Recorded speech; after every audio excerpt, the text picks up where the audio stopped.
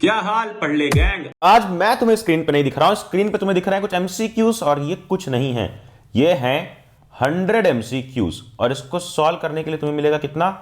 Total 2 hours यानी कि 120 minutes. ध्यान से सुनो, 100 एमसीक्यूज किसके हैं? सिर्फ और सिर्फ पॉलिटिकल साइंस के।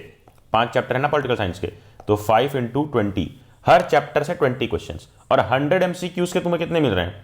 100 एमसीक्यूज के तुम्हें मिल रहा है सॉल्व करने को 120 मिनट्स यानी 2 घंटे का ये सेशन है। और अगर इस कैलकुलेशन से देखें तो इसके अकॉर्डिंग तुम्हें मिलेंगे 10 एमसीक्यूज के। इसके अकॉर्डिंग तुम्हें मिलेंगे कितने? 10 एमसीक्यूज के 12 मिनट, तो 20 एमसीक्यूज के कितने मिलेंगे? 24 मिनट यानी कि अप्रॉक्स 30 मिनट। क्यों मैंने कैलकुलेशन करके दिखाई? क्योंकि 20 क्वेश्चन तुम्हारे आते हैं सेक्शन ए से इस बार के बोर्ड एग्जाम में, तो यानी कि वो सेक्शन ए तुम ऑलमोस्ट 30 मिनट्स में, मैक्सिमम 30 मिनट्स में, आधे घंटे में सेक्शन ए को बिल्कुल जला दोगे, बिल्कुल स्वाहा कर दोगे अगर ये चैलेंज ले लेते हो। कौन सा चैलेंज? कि 100 एमसीक्यूज कर लो तुम 120 मिनट में। और ये 100 एमसीक्यूज हम करने जा रहे हैं सिविक्स पॉलिटिकल साइंस के 5 चैप्टर के सीरीज में, और 2 घंटे का ये सेशन है। इसमें तुमको बीच में 2-3 मिनट के गैप्स भी मिल जाएंगे। तो बस जब भी ये सेशन स्टार्ट कर रहे हो, जैसे अगर अभी देखना स्टार्ट कर रहे हो तो एक पेज फाड़ लो, मैं वेट कर रहा हूं, एक नोटबुक का पेज निकाल लो। उस पेज में तुम्हें क्या करना है, जैसे मैं क्वेश्चंस करवा रहा हूं 100 एमसीक्यूज, तो ये बस एमसीक्यूज के नंबर डालते जाओ और बगल में मैं क्या करूंगा, क्वेश्चन पढ़ूंगा, उसके ऑप्शंस पढ़ूंगा और थोड़ा सा टाइम दूंगा तुम्हें सोचने का। तुम सोचो और फिर खुद क्वेश्चन का आंसर ढूंढने की कोशिश करो। और जैसे क्वेश्चन का आंसर तुम्हें जो भी लगता है, मान लो अगर इसका तुम्हें बी लगता है आंसर, तो तुम 1 का आंसर यहाँ पे बी लिख दोगे, फिर 2 का जो लगता है वो लिखोगे। जब हम 2 पे आएंगे रीड करूंगा, थोड़ा सा तुम्हें समझाऊंगा, हिंट दूंगा। और सिर्फ एमसीक्यू सॉल्व नहीं करेंगे, एक एमसीक्यू पढ़ने के बाद उस टॉपिक से रिलेटेड जितने क्वेश्चन बन सकते हैं वो सब भी देख लेंगे। यानी कि बिल्कुल कंप्लीट पॉलिटिकल साइंस जलाने वाले हो अगर ये सेशन कंप्लीटली देखते हो। तो इस तरह से क्वेश्चन 2, 3, 4 सबके जो भी आंसर तुम्हें लग रहे हैं वो लिख लो और ऐसे एक लाइन ड्रॉ कर लो कि जब मैं तुम्हें एक आंसर के बाद, हर एक आंसर के बाद मैं तुम्हें सही आंसर बताऊंगा, तो वहां पर वो सही आंसर टिक या क्रॉस कर लेना कि तुम्हारा सही हुआ या गलत। अब ये टिक क्रॉस से बिल्कुल भी डिमोटिवेट मत होना कि तुम्हारे सारे आंसर गलत हो रहे हैं।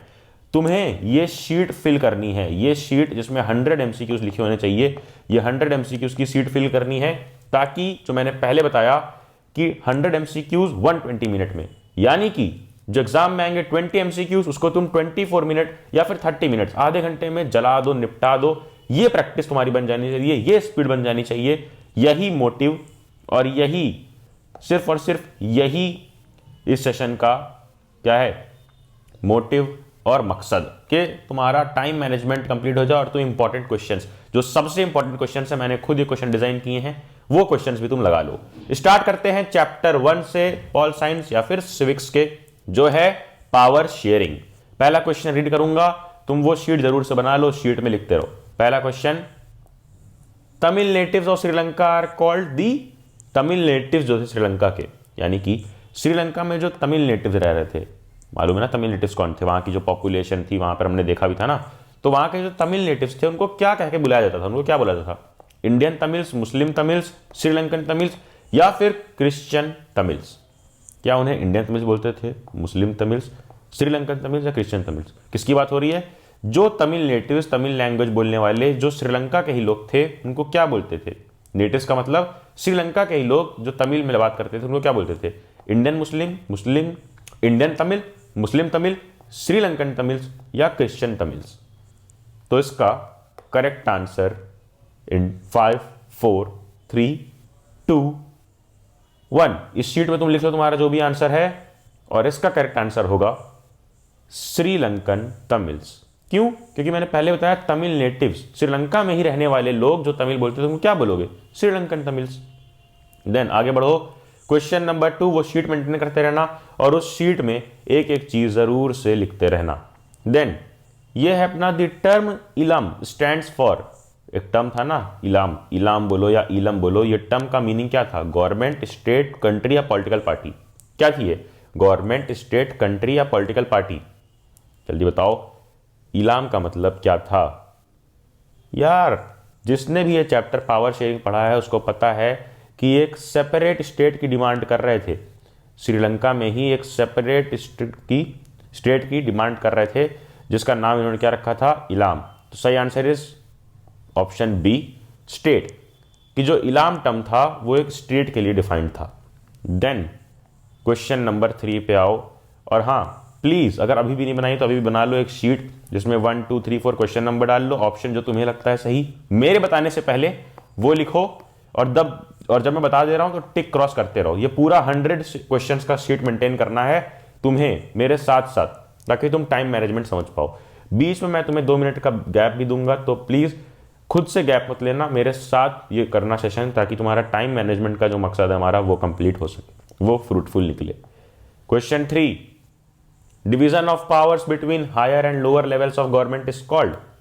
Division of powers between higher and lower level of government is called, यानी कि एक हायर है और एक लोअर है, ऐसे डिवीजन ऑफ गवर्नमेंट को, डिवीजन ऑफ पावर को क्या बोलते हैं? Horizontal, parallel, vertical, none of the above. क्या बोलते हैं इसको ध्यान से बताओ। Horizontal, parallel, vertical, none of the above. अगर तुमने चैप्टर पढ़ा है तो तुम्हें मालूम होगा कि हॉरिजॉन्टल डिवीजन को ही पैरेलल डिवीजन बोलते हैं, हॉरिजॉन्टल डिवीजन को ही पैरेलल डिवीजन बोलते हैं, none of the above option होगा नहीं। तो ऑब्वियसली वर्टिकल डिवीजन साफ साफ यहाँ पे दिख रहा है कि एक पावर ऊपर पावर नीचे है, ऐसा जब डिवीजन होता है तो उसको बोलते हैं वर्टिकल डिवीजन। वहीं अगर 3 चीज़ में बांट, जैसे लेजिस्लेटिव, एग्जीक्यूटिव, जुडिशरी, तीनों की पावर इक्वल ऑलमोस्ट, तो उसको क्या बोलते हैं? पैरेलल या फिर हॉरिजॉन्टल। तो इसका करेक्ट ऑप्शन है ऑप्शन सी, थर्ड का, वर्टिकल डिवीजन। इस तरह से एक एक इंपॉर्टेंट टॉपिक रिवाइज कर लेंगे, और ये मोस्ट इंपॉर्टेंट क्वेश्चन हैं जो इस साल आने के काफ़ी ज़्यादा चांसेस हैं। तो प्लीज़ बिल्कुल ध्यान से देखना और वो शीट मेंटेन करते रहना। Question number 4, French and English. पहले क्वेश्चन तो पढ़ लेते हैं कि which 2 languages are generally spoken in Belgium. Belgium में कौन सी लैंग्वेजेस बहुत ज़्यादा जनरली, यानी कि बहुत ज़्यादा मात्रा में बोली जाती थी? French and English, Dutch and Sinhala, French and Sinhala, या डच एंड फ्रेंच। देखो सबसे पहले तुमने चैप्टर अगर पढ़ा है तो 2 कंट्रीज थी, कौन सी थी? एक बेल्जियम की बात हुई थी और एक श्रीलंका की बात हुई थी। श्रीलंका यहाँ पर नहीं दिया गया है, यहाँ पर पूछा गया है बेल्जियम का केस। और श्रीलंका अगर तुमने पढ़ा है तो मैंने याद करवाया भी था कि श्रीलंका याद कर लो, एस से श्रीलंका और एस से सिन्हाला। तो सिन्हाला वाले ऑप्शन कट कर दो। अब बचते हैं ऑप्शन ए और ऑप्शन डी, कि फ्रेंच और इंग्लिश था या डच और फ्रेंच। किसकी बात हो रही है? बात हो रही है हमारे बेल्जियम की। 2 कंट्रीज के बारे में हमने पढ़ा था इस चैप्टर में ना, तो बात हो रही है बेल्जियम की। बताओ, इसमें तुम्हें क्लियरली बता दूं कि फ्रेंच और इंग्लिश हमने कहीं पर नहीं पढ़ा था बेल्जियम में। वहीं डच और फ्रेंच की पॉपुलेशन पढ़ी थी कि फ्रेंच की पॉपुलेशन कहीं ज़्यादा थी, कहीं डच की पॉपुलेशन ज़्यादा थी। तो 4th का correct option is obviously option D. Then question number 5, Brussels is the capital of. Brussels कहाँ का कैपिटल है? Belgium, Netherland, Sri Lanka, West Indies. हमने इस चैप्टर में वेस्ट इंडीज के बारे में पढ़ा नहीं है, कट कर दो। अब बेल्जियम, नीदरलैंड, श्रीलंका अलग पढ़ा था, बेल्जियम अलग पढ़ा था, ये 2 कंट्रीज पढ़ी थी। और ब्रुसेल्स कहाँ का कैपिटल था? जल्दी बताओ। आंसर इन 3 2 1, बी से बेल्जियम और बी से बिग बॉस, बी से भारत, बी से बेल्जियम और बी से ही ब्रुसेल्स। तो correct option is a, Belgium. Brussels कहाँ का कैपिटल है? बेल्जियम का। देन क्वेश्चन नंबर 6 देखो ध्यान से, इस टाइप के क्वेश्चंस भी आएंगे। A system of check and balance is another name for which one of the following power sharing arrangement.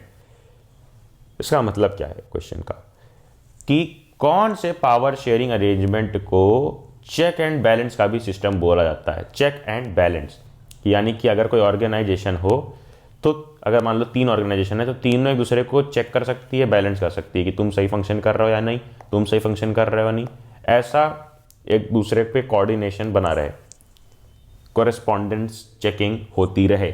ऐसा किस में था? ऑप्शंस पढ़ते हैं। Power sharing among different social groups में पावर बढ़ी थी ना। फिर वर्टिकल डिवीजन ऑफ पावर और power shared among different levels of government. देखो पहला ऑप्शन है कि power sharing among different social group में पावर बढ़ गई थी, या फिर वर्टिकल डिवीजन ऑफ पावर, जो मैंने बताया अभी वर्टिकल डिवीजन की 1 2 3 ऐसे पावर बढ़ी होती है वर्टिकली, या फिर सी हॉरिजॉन्टल डिवीजन ऑफ पावर और power shared among different organs of the government. Horizontal कैसा? हॉरिजॉन्टल बिल्कुल ऐसा 1 2 3 ऐसे बटे हुए रहते हैं, इक्वल लेवल की ऑलमोस्ट पावर रहती है।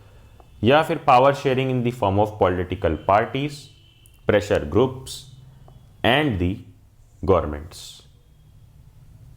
इसमें क्या ऑप्शन सही लग रहा है तुम्हें, ये मुझे बताओ यार। क्लियरली मैंने ऊपर ही बता दिया है कि जब हॉरिजॉन्टल डिवीजन होता है तो ऑलमोस्ट एक सिमिलर लेवल की पावर होती है, और जहाँ सिमिलर लेवल की पावर होती है वहीं पर चेक एंड बैलेंस बोला जाता है। वहीं पर एक दूसरे ऑर्गेनाइजेशन को सब लोग चेक कर सकते हैं और बैलेंस कर सकते हैं एक दूसरे की पावर, कि हाँ कोई भी पावर डिस्क्रिमिनेशन ना कर रहा हो, जो वर्टिकल में होता है कि ऊपर वाले को ज़्यादा पावर, नीचे वाले को कोई पावर नहीं। तो इसका करेक्ट आंसर क्या है 6 का C, horizontal division of power और power shared among different organs of the government. Then question number 7 पढ़ते हैं। In dealing with power sharing, which one of the following statement is not correct about democracy? In dealing with power sharing, यानी कि जब power sharing की बात हो रही होती है, जब पावर को बांटने की बात हो रही होती है, शेयर करने की बात हो रही है, तो उसमें विच one of the following statement is not correct about democracy? Is not correct. इसमें से कौन सा करेक्ट नहीं है? तो एक एक करके ऑप्शंस पढ़ते हैं। People are the source of all political power, कि लोग जो हैं, जनता जो है, वो जनता ही पॉलिटिकल पावर का सोर्स है। दूसरा, in a democracy people rule themselves through institution of self governments. ये जे यहाँ पर मिसप्रिंट है, इसको हटा देते हैं। क्या है क्वेश्चन? ऑप्शन कि people rule themselves through institution of self governments, कि सेल्फ गवर्नमेंट से पीपल खुद पे ही रूल करते हैं, क्योंकि पीपल ही गवर्नमेंट को इलेक्ट करते हैं। फिर तीसरा, in a democracy due respect is given to diverse groups and views that exist in a society. In a democracy due respect is given to diverse groups and views exist in a society. की democracy में सारे diverse groups को, अलग अलग groups को और views को, society में सब लोग बने रहें, सारी डाइवर्सिटी रहे और सारी डाइवर्सिटी की रिस्पेक्ट करी जा सके, इसलिए सबको, सबकी सुनी जाती है और सबकी मानी जाती है। फिर D, in a democracy if the power is in a democracy if the power to decide is dispersed it is not possible to take quick decision and enforce them। कि एक डेमोक्रेसी में अगर लिखा हुआ ये पॉइंट कि in a democracy if the power to decide is disperse, अगर power जो होती है डिसाइड करने की उसको हम डिस्पर्स कर दें, यानी कि आगे डिस्ट्रीब्यूट कर दें, आगे बढ़ा दें, तो पॉसिबल नहीं हो पाता है जल्दी डिसीजन लेना और उस डिसीजन को फॉलो करवाना। इसमें से हमें देखना था कि क्या नहीं सही है। पहला statement, people are the source of all political power, सही है। In a democracy people rule themself, हम खुद गवर्नमेंट बनाते हैं, खुद पे रूल करते हैं इनडायरेक्टली, सही है। सबके व्यूज, डाइवर्स ग्रुप को किया जाता है रिस्पेक्ट, सही है। फोर्थ पॉइंट में क्या गलत है ये समझो, कि in a democracy if the power to decide is dispersed, कि पावर अगर दे दी जाती है उसके बाद पॉसिबल नहीं हो पाता है क्विक डिसीजन लेना पॉसिबल कहीं कहीं पर नहीं हो पाता है कुछ केसेस में, लेकिन ऐसा नहीं है कि अमूमन जनरली क्विक डिसीजन लेना या उनको इन्फोर्स करना पॉसिबल ना हो। वरना कैसे आज डिसीजन लिए जा रहे हैं गवर्नमेंट में और कैसे उसको डिस्पर्स किया जा रहा है डेमोक्रेसी में हमारी कंट्री में। तो ऑप्शन डी इज करेक्ट, कि पावर शेयरिंग में ये स्टेटमेंट डेमोक्रेसी के लिए बिल्कुल सही नहीं है, नॉट करेक्ट, यानी कि गलत है, option D. Then question number 8 पे आ जाओ। System of checks and balance means, हमने ऊपर ही पढ़ा, horizontal distribution of power, separation, put a check on the exercise of unlimited power of the organs of government by maintaining a balance of power among various institutions. Federal division of power क्या मतलब है? Horizontal distribution of power, यानी कि horizontally distributed रहते हैं। Separation of power, separate कर दें power को, या एक चेक एंड बैलेंस का मतलब पूछा गया, यहाँ पर ध्यान देना कि पूछा गया चेक एंड बैलेंस का, या फिर एक चेक रहे जिससे हम एक्सरसाइज करें, यानी कि देख सकें कि अनलिमिटेड पावर गवर्नमेंट की किसी ऑर्गन को नहीं मिल रही है, ताकि सब लोग की पावर बैलेंस रहे अलग अलग इंस्टीट्यूशन की। या फिर फेडरल डिवीजन ऑफ पावर क्या है? System of check and balance का मीन्स ऊपर ही समझा जाए कि एक दूसरे को चेक कर सकें और बैलेंस कर सकें पावर, ये लिखा है point number, option number C में, 8 का सी। तो वो जो शीट बोली है यार, वो शीट मेंटेन करते और अभी हम सिर्फ क्वेश्चन 8 पे हैं, ऐसे करते करते क्वेश्चन 100 पे जाएंगे। और अगर ये 100 क्वेश्चन तुम इस वीडियो के लेंथ यानी कि 2 घंटे 120 मिनट में विथ ब्रेक मिलेगा 120 मिनट में कर लेते हो, तो ऑनेस्टली मैं बोल रहा हूं तुम्हें इस बार सेक्शन ए में एमसीक्यूज वाले सेक्शन में बोर्ड एग्जाम्स में कोई भी दिक्कत नहीं होगी। क्वेश्चन 9, पावर शेयरिंग क्या है? पढ़ो options. The very spirit of democracy, separation of powers at different level, system of checks and balances, a type of balancing powers. क्या क्या पढ़ा हमने कि power sharing is very spirit of democracy, की democracy की मोरालिटी है, spirit है, democracy में होनी ही चाहिए। या सेपरेशन ऑफ पावर है, पावर को सेपरेट करने को हम पावर शेयरिंग बोलते हैं। या system of check and balance है पावर शेयरिंग? नहीं, system of check and balance तो क्या है? हॉरिजॉन्टल पावर शेयरिंग जो हमने देख लिया। अ टाइप ऑफ बैलेंसिंग पावर, कोई टाइप की बात नहीं हो रही है। अगर ऊपर लिखा होता कि वर्टिकल या हॉरिजॉन्टल तो होता कि टाइप ऑफ बैलेंसिंग पावर, तो ये कट गया। 2 बचता है, very spirit of democracy is separation of power at different levels. तो डिफरेंट लेवल्स में सेपरेट करना हम पावर शेयरिंग को नहीं बोल सकते हैं। क्यों? क्योंकि डिफरेंट लेवल में हम वर्टिकली सेपरेट करते हैं, हॉरिजॉन्टल कोई लेवल में सेपरेट नहीं करते हैं, अलग अलग इंस्टीट्यूशन में सेपरेट करते हैं। लेवल सबका इक्वल होता है, पावर सबकी ऑलमोस्ट इक्वल होती है। तो पावर शेयरिंग अगर जनरल टर्म की बात करें तो वो है a, the very spirit of democracy. Democracy में होनी चाहिए, डेमोक्रेसी की मोरालिटी है। आगे बढ़ो, क्वेश्चन नंबर 10 पे आ गए हैं। Who elects the community government in Belgium? Community government को कौन इलेक्ट करता है बेल्जियम में? ऑप्शंस पढ़ लो, ऑप्शंस पढ़ के काफी चीजें क्लियर हो जाती है। People belonging to the one language community only by the leader of Belgium, citizens of the whole country, या कम्युनिटी लीडर्स ऑफ बेल्जियम। कौन कम्युनिटी गवर्नमेंट को इलेक्ट करता है? अब कम्युनिटी गवर्नमेंट अगर तुम्हें नहीं याद है तो बेल्जियम में जब पावर का शेयरिंग हुआ था तो क्या हुआ था? 1-2 लेवल पे पावर शेयर हुई थी और नीचे सोशल ग्रुप्स या फिर कम्युनिटी गवर्नमेंट पे भी शेयर हुई थी कि अलग अलग कम्युनिटी की बात अलग अलग कम्युनिटी के रिप्रेजेंटेटिव गवर्नमेंट में सुनेंगे। कम्युनिटी गवर्नमेंट बनाई गई थी 3rd लेवल की, नीचे लेवल की। अब उसका जो इलेक्शन है कि who elects the community government, कौन इलेक्ट करता है, तो उसको क्या ऑप्शन होगा? People belonging to one language community, leader, citizen, या कम्युनिटी लीडर ऑफ बेल्जियम। देखो यह भी मैंने बताया था कि जो नीचे गवर्नमेंट बनती, नीचे लेवल की, 3rd लेवल की, या फिर जो कम्युनिटी गवर्नमेंट बनती है वो किस बेसिस पे बनी थी? कास्ट या कलर के बेसिस पे नहीं, वो लिंग्विस्टिक गवर्नमेंट थी। लिंग्विस्टिक मीन्स लैंग्वेज, और यहाँ पे साफ साफ लिखा हुआ है people belonging to one language community only. तो ऑप्शन ए इज करेक्ट, बाकी सारे ऑप्शन गलत है। एक टॉपिक अगर तुमने अच्छे से पढ़ा है या एनसीईआरटी अच्छे से रीड की है तो तुम समझ जाओगे, कोई भी एमसीक्यू गलत नहीं होगा, चाहे जितना कंफ्यूजिंग वो क्वेश्चन बनाने की कोशिश करते हैं। आ जाओ क्वेश्चन 11 पर। In which year Sri Lanka emerge as an independent country? Sri Lanka independent country की तरह किस ईयर में इमर्ज हुई? कब श्रीलंका इंडिपेंडेंट हुई? बेसिकली यही क्वेश्चन में पूछा गया है कि कब श्रीलंका इंडिपेंडेंट कंट्री बन गई थी। 1947, 48, 49, 50, किस में? जल्दी बताओ। यह तो बिल्कुल 1 लाइनर क्वेश्चन है, अगर तुमने पढ़ा है तो तुम्हें याद होगा। यार देखो ऐसे याद कर लो कि ये है श्रीलंका और उसके ऊपर है हम, इंडिया, ठीक है। इंडिया ऊपर है, श्रीलंका नीचे है, ठीक है। ये श्रीलंका नीचे है और इंडिया 47 में हुआ था, तो 47 के बाद क्या आता है? 48। तो ऐसे याद कर लो, करेक्ट ऑप्शन इज श्रीलंका कब आजाद हुआ? 1948 में, 1948। अब question number 12, which is the state religion of Sri Lanka? Which is the state religion of Sri Lanka? इसका भी बिल्कुल 1 लाइनर आंसर है अगर तुमने श्रीलंका के बारे में पढ़ा था। श्रीलंका में कितने सारे कम्युनल राइट्स थे और कंट्री के अंदर ही लड़ाई होती रहती थी, आपस में लोग लड़ते रहते थे। तो फिर उसके बाद कौन से रिलीजन को स्टेट रिलीजन माना गया, कि वहां का मेन रिलीजन माना गया? बुद्धिज्म, हिंदुइज्म, इस्लाम, क्रिश्चियनिटी, कौन से रिलीजन को? तो 12 का ऑप्शन ए, बुद्धिज्म को स्टेट रिलीजन माना गया है श्रीलंका में। Then which major social group, question number 13, which major social group constitution the largest share in population of Sri Lanka? Sri Lanka की पॉपुलेशन में कौन सा ग्रुप सबसे ज़्यादा लार्जेस्ट शेयर को कंट्रीब्यूट करता है, या फिर सबसे ज़्यादा किसकी पॉपुलेशन है श्रीलंका में? श्रीलंका में काफ़ी सारे अलग अलग लोगों की हमने देखी थी पॉपुलेशन, अलग अलग कम्युनिटी की। अब कौन सबसे ज़्यादा है वो इसमें मार्क करना है।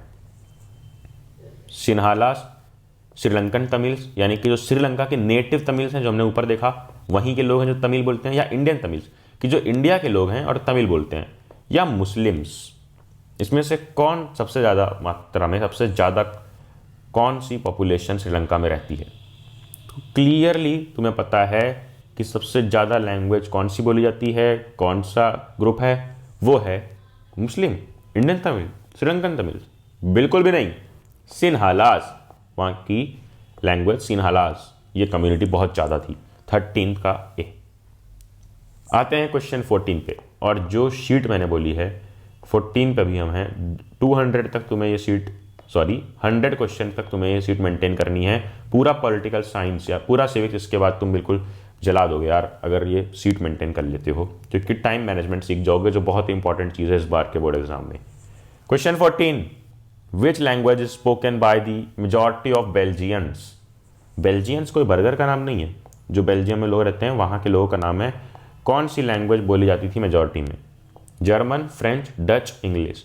देखो बेल्जियम का केस जिसमें पढ़ा है उसमें देखा होगा कि ब्रुसेल्स में कैपिटल में अलग हालत थी और पूरे कंट्री में अलग हालत थी। लैंग्वेज पे क्या हालत थी? अगर तुम्हें सच में रिकॉल हो पा रहा है कि ब्रुसेल्स में जो ये कैपिटल था ब्रुसेल्स का, बेल्जियम का ब्रुसेल्स, यहाँ पर अलग लैंग्वेज का सेपरेशन था। यहाँ पर कोई एक लैंग्वेज हाई थी और एक लैंग्वेज कम बोली जाती थी। वहीं पूरे कंट्री में इसका उल्टा था, अलग था, एक लैंग्वेज कम बोली जाती थी और एक लैंग्वेज हाई। कौन सी लैंग्वेज थी ये प्लीज़ मुझे कमेंट करके बताओ। और अगर ये बता लेते, इतना लॉजिकली तुमने पढ़ा था, तो सच में मान जाऊंगा कि ये चैप्टर तुमने डिटेल में पढ़ा है, दिल लगा के पढ़ा है। खैर दिल तो कहीं और ही लगा है तुम्हारा। आगे बढ़ते हैं, क्वेश्चन 14 पे देखना पड़ेगा हमें। Back to work. German, French, Dutch, English. क्या था? German, French, Dutch, English. English तो पहले ही काट दो हर जगह से, जर्मन का कोई चांस नहीं है। फ्रेंच और डच यहाँ पर कंफ्यूजन थी। तो याद दिला दूं कि बात हो रही है बेल्जियम की, पूरे कंट्री की, ना कि सिर्फ कैपिटल ब्रुसेल्स की। और पूरे कंट्री में बेल्जियम में सबसे ज़्यादा क्या बोला था?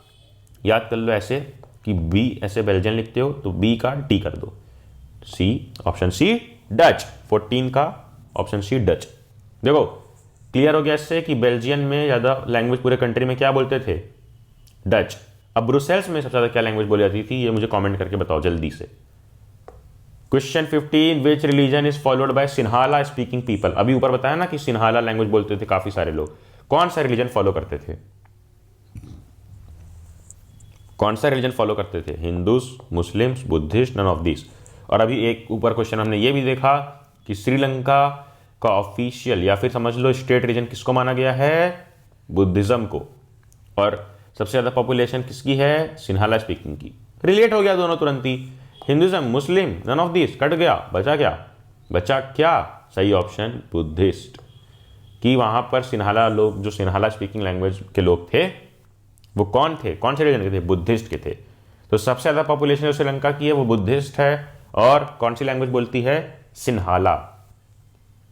आगे बढ़ते हैं, question number 16, which language was declared as the only official language of Sri Lanka by an act passed in 1956? Chapter पढ़ा है तो मालूम होगा कि ये एक्ट जो पास हुआ था 1956 में, ये एक्ट को पास होने के बाद बड़े सारे लफड़े हो गए थे, सब निकल आए थे लड़ने कि मारो, लड़ो, काटो, ये वो, लड़ाई झगड़ा, पूरी की पूरी सिविल वॉर हो गई थी। सिविल वॉर यानी कि एक कंट्री में ही जब आपस के लोग लड़ जाएं तो उसको सिविल वॉर बोलते हैं। अब कौन सा उस एक्ट में कौन सी लैंग्वेज को ऑफिशियल लैंग्वेज बता दिया गया था जिसके बाद ये हुआ था? बताओ। तमिल, सिन्हाला, हिंदी या इंग्लिश? कौन सी लैंग्वेज को ऑफिशियल लैंग्वेज बता दिया गया था? D, English. इंग्लिश को ऑफिशियल लैंग्वेज घोषित कर दिया था श्रीलंका ने 1956 में, जिसके बाद काफी ज्यादा लड़ाई झगड़ा हुआ था। देन आ जाओ क्वेश्चन 17 पे, क्वेश्चन नंबर 17 पे, और ध्यान से पढ़ो कि क्या लिखा है। Which of the following is not one of the 3 organs of the government powers are shared? क्या है? Which of the following is not one of the 3 organs. ये 3 जो ऑर्गन्स है ना गवर्नमेंट पावर शेयरिंग के, उसके कौन सा ये 1 नहीं है? Legislative, bureaucracy, executive, judiciary. जल्दी बताओ, जल्दी जल्दी। लेजिस्लेटिव, एग्जीक्यूटिव, जुडिशरी सबने पढ़ रखा है, करेक्ट ऑप्शन कौन सा नहीं है? कौन सा नहीं है पावर शेयरिंग के ऑर्गेनिज में? वो है ब्यूरोक्रेसी, 17 का बी। देन इसके बाद बढ़ते हैं क्वेश्चन 18 पे। विच of the following is not one of the aspects of federal division of power? कि फेडरल डिवीजन ऑफ पावर का क्या इसमें से नॉट, कौन सा एस्पेक्ट नहीं है? तो पहले फेडरल डिवीजन के कौन कौन से एस्पेक्ट्स हैं उनको यहाँ पर मार्क कर लो। पहले ऑप्शन पढ़ते हैं, sharing of powers among central province and local government, की सेंट्रल में एक पावर है और लोकल गवर्नमेंट्स है। Division of powers involving higher and lower level of government, कि हायर लेवल ऑफ गवर्नमेंट रहे और एक लोअर लेवल ऑफ गवर्नमेंट भी रहे। Constitution clearly lays down powers of different level of government, या there is no vertical division of power. क्या मतलब है क्वेश्चन का? सबसे पहले देखना है कि फेडरल डिवीजन ऑफ पावर से कौन कौन से पॉइंट्स मैच होते हैं। तो sharing of power among central and local, हाँ फेडरल डिवीजन, चैप्टर 2 में फेडरलिज्म में पढ़ा होगा। Division of power involving higher lower, हाँ हायर लोअर लेवल तो रहते ही हैं। Constitution clearly lays down powers of different level of government, तुमने पढ़ा होगा कॉन्स्टिट्यूशन में अलग अलग लिस्ट में अलग अलग पावर लिखी गई थी, ठीक है, यूनियन लिस्ट और ये सारी लिस्ट में अलग अलग पावर लिखी गई है। चैप्टर 2 से रिलेटेड थोड़ा सा ये क्वेश्चन है, तो बचता है D, there is no vertical division of power. Vertical division होता है फेडरल गवर्नमेंट में, फेडरल डिवीजन में, तो नॉट ऑप्शन डी। 18 का option D is the correct answer. Now बढ़ते हैं क्वेश्चन नंबर 19 पर। What led to non sharing of power? What led to non sharing of power, कि जब पावर नहीं शेयर की थी तो क्या हुआ था? पीस थी सारी कम्युनिटीज में, या tyranny of majority and operation of minority? Tyranny यानी कि तानाशाही, जो मेजॉरिटी लोग थे वो अपनी तानाशाही चला रहे थे, और ऑपरेशन ऑफ मिनॉरिटी, जो मिनॉरिटी में थे, कम पॉपुलेशन में थे, उनके साथ गलत हो रहा था। या negation of the very spirit of democracy, कि डेमोक्रेसी की जो वेरी स्पिरिट है, जो हमने ऊपर पढ़ा, जो सबसे बड़ी स्पिरिट है क्या है? पावर शेयरिंग, उसको निगेट किया जा रहा था, यानी कि उसको इग्नोर किया जा रहा था। और या फिर बोथ बी एंड सी। तो पीस तो बिल्कुल भी नहीं थी, बी एंड सी सही है, तो ऑप्शन डी। अब क्वेश्चन नंबर 20 पे आ जाओ। ये सारे ऑप्शंस पढ़ो और मुझे कमेंट में आंसर तुरंत लिखो, मेरे से बताने से पहले। क्वेश्चन 20 कमेंट में क्या लिखोगे? कमेंट में टाइप करो 20 और उसका आंसर तुरंत। क्वेश्चन ये है कि how many times was constitution amended? Constitution कितने बार अमेंड किया गया था? एनसीईआरटी में बड़ी बड़ी लाइन्स में लिखा हुआ है, 2, 3, 5, कितने बार? जल्दी बोलो। अरे भाई यार, जो एक ऑप्शन बचा है, अब तो चीटिंग के लिए भी थोड़ी सी दिमाग चाहिए। 4th, यानी कि 4 टाइम्स, 4 बार कॉन्स्टिट्यूशन को अमेंड किया गया था बेल्जियम का 1970 से 1993 तक। तो हमने देख लिया चैप्टर 1, अब आगे बढ़ेंगे चैप्टर 2 की तरफ।